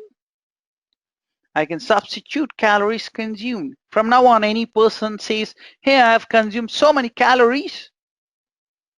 I'll say, hey, do you know what? If you continue this lifestyle, then your weight gain would be so much. I'll be able to predict. Now I can claim myself as a dietitian, right? All right, let's move on. Check for sufficiency of critical inputs. In this particular equation, if it so happened, assume that calories consumed was insignificant variable. That means p-value was greater than 0.05.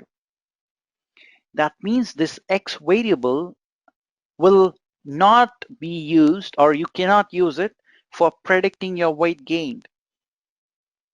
Then I need to go back and identify a few more inputs, x's, right? So that is all about the step. Check for sufficiency of critical inputs, right? If critical inputs are found to have sufficient capability to realize the targeted improvement in y, it is time to move to the improve phase. If the critical inputs do not have sufficient capability, you need to identify more critical inputs, right? More critical inputs need to be found, or your project charter needs to be reviewed. And do you know what? You will have to redo the entire analyze phase once again, right? So with this context, let us move on. Outputs of analyze phase, we came to an end now. What did we do? What is the main output of analyze phase? List of validated vital few inputs, X's or predictors. Not just that, we have few other inputs. We have identified all the potential inputs. That was the first output. We validated the root causes. We have performed the gap analysis. And here comes the last slide, but the most important slide, right? What did we do in the analyze phase? Let's summarize it. We have identified the potential inputs using qualitative tools, right? Time-based analysis, value stream mapping basically. And we also use risk-based analysis, FMEA. Then we have done this. We have taken the potential inputs which were validated using quantitative tools. Hypothesis testing is a quantitative tool, right? We compared averages of two samples of populations using two sample t-test. We compared averages of more than two samples or populations using ANOVA, analysis of variance. We have compared the proportions of two samples or populations using two proportion test. We compared the proportions of more than two samples or populations using chi-square test of homogeneity. Post which we have looked into how to deal with data if both the variables x and y are continuous. The first step was we have come up with the scattered plot, which helped us visually determine the correlation between two continuous variables. Right? We could make a statement on whether x and y are positively correlated or negatively correlated. The direction basically, whether it's linear or curvilinear, we could identify that. And then we have looked into correlation. Correlation helps us determine the degree of linear association between two continuous variables. Then we have moved on to look into this. Regression helps us determine the equation to predict or forecast the output. And then we have checked whether statistically validated inputs, that is the critical inputs, have sufficient capability to realize improvement in Y, the output, right? There we come to end of analyze phase.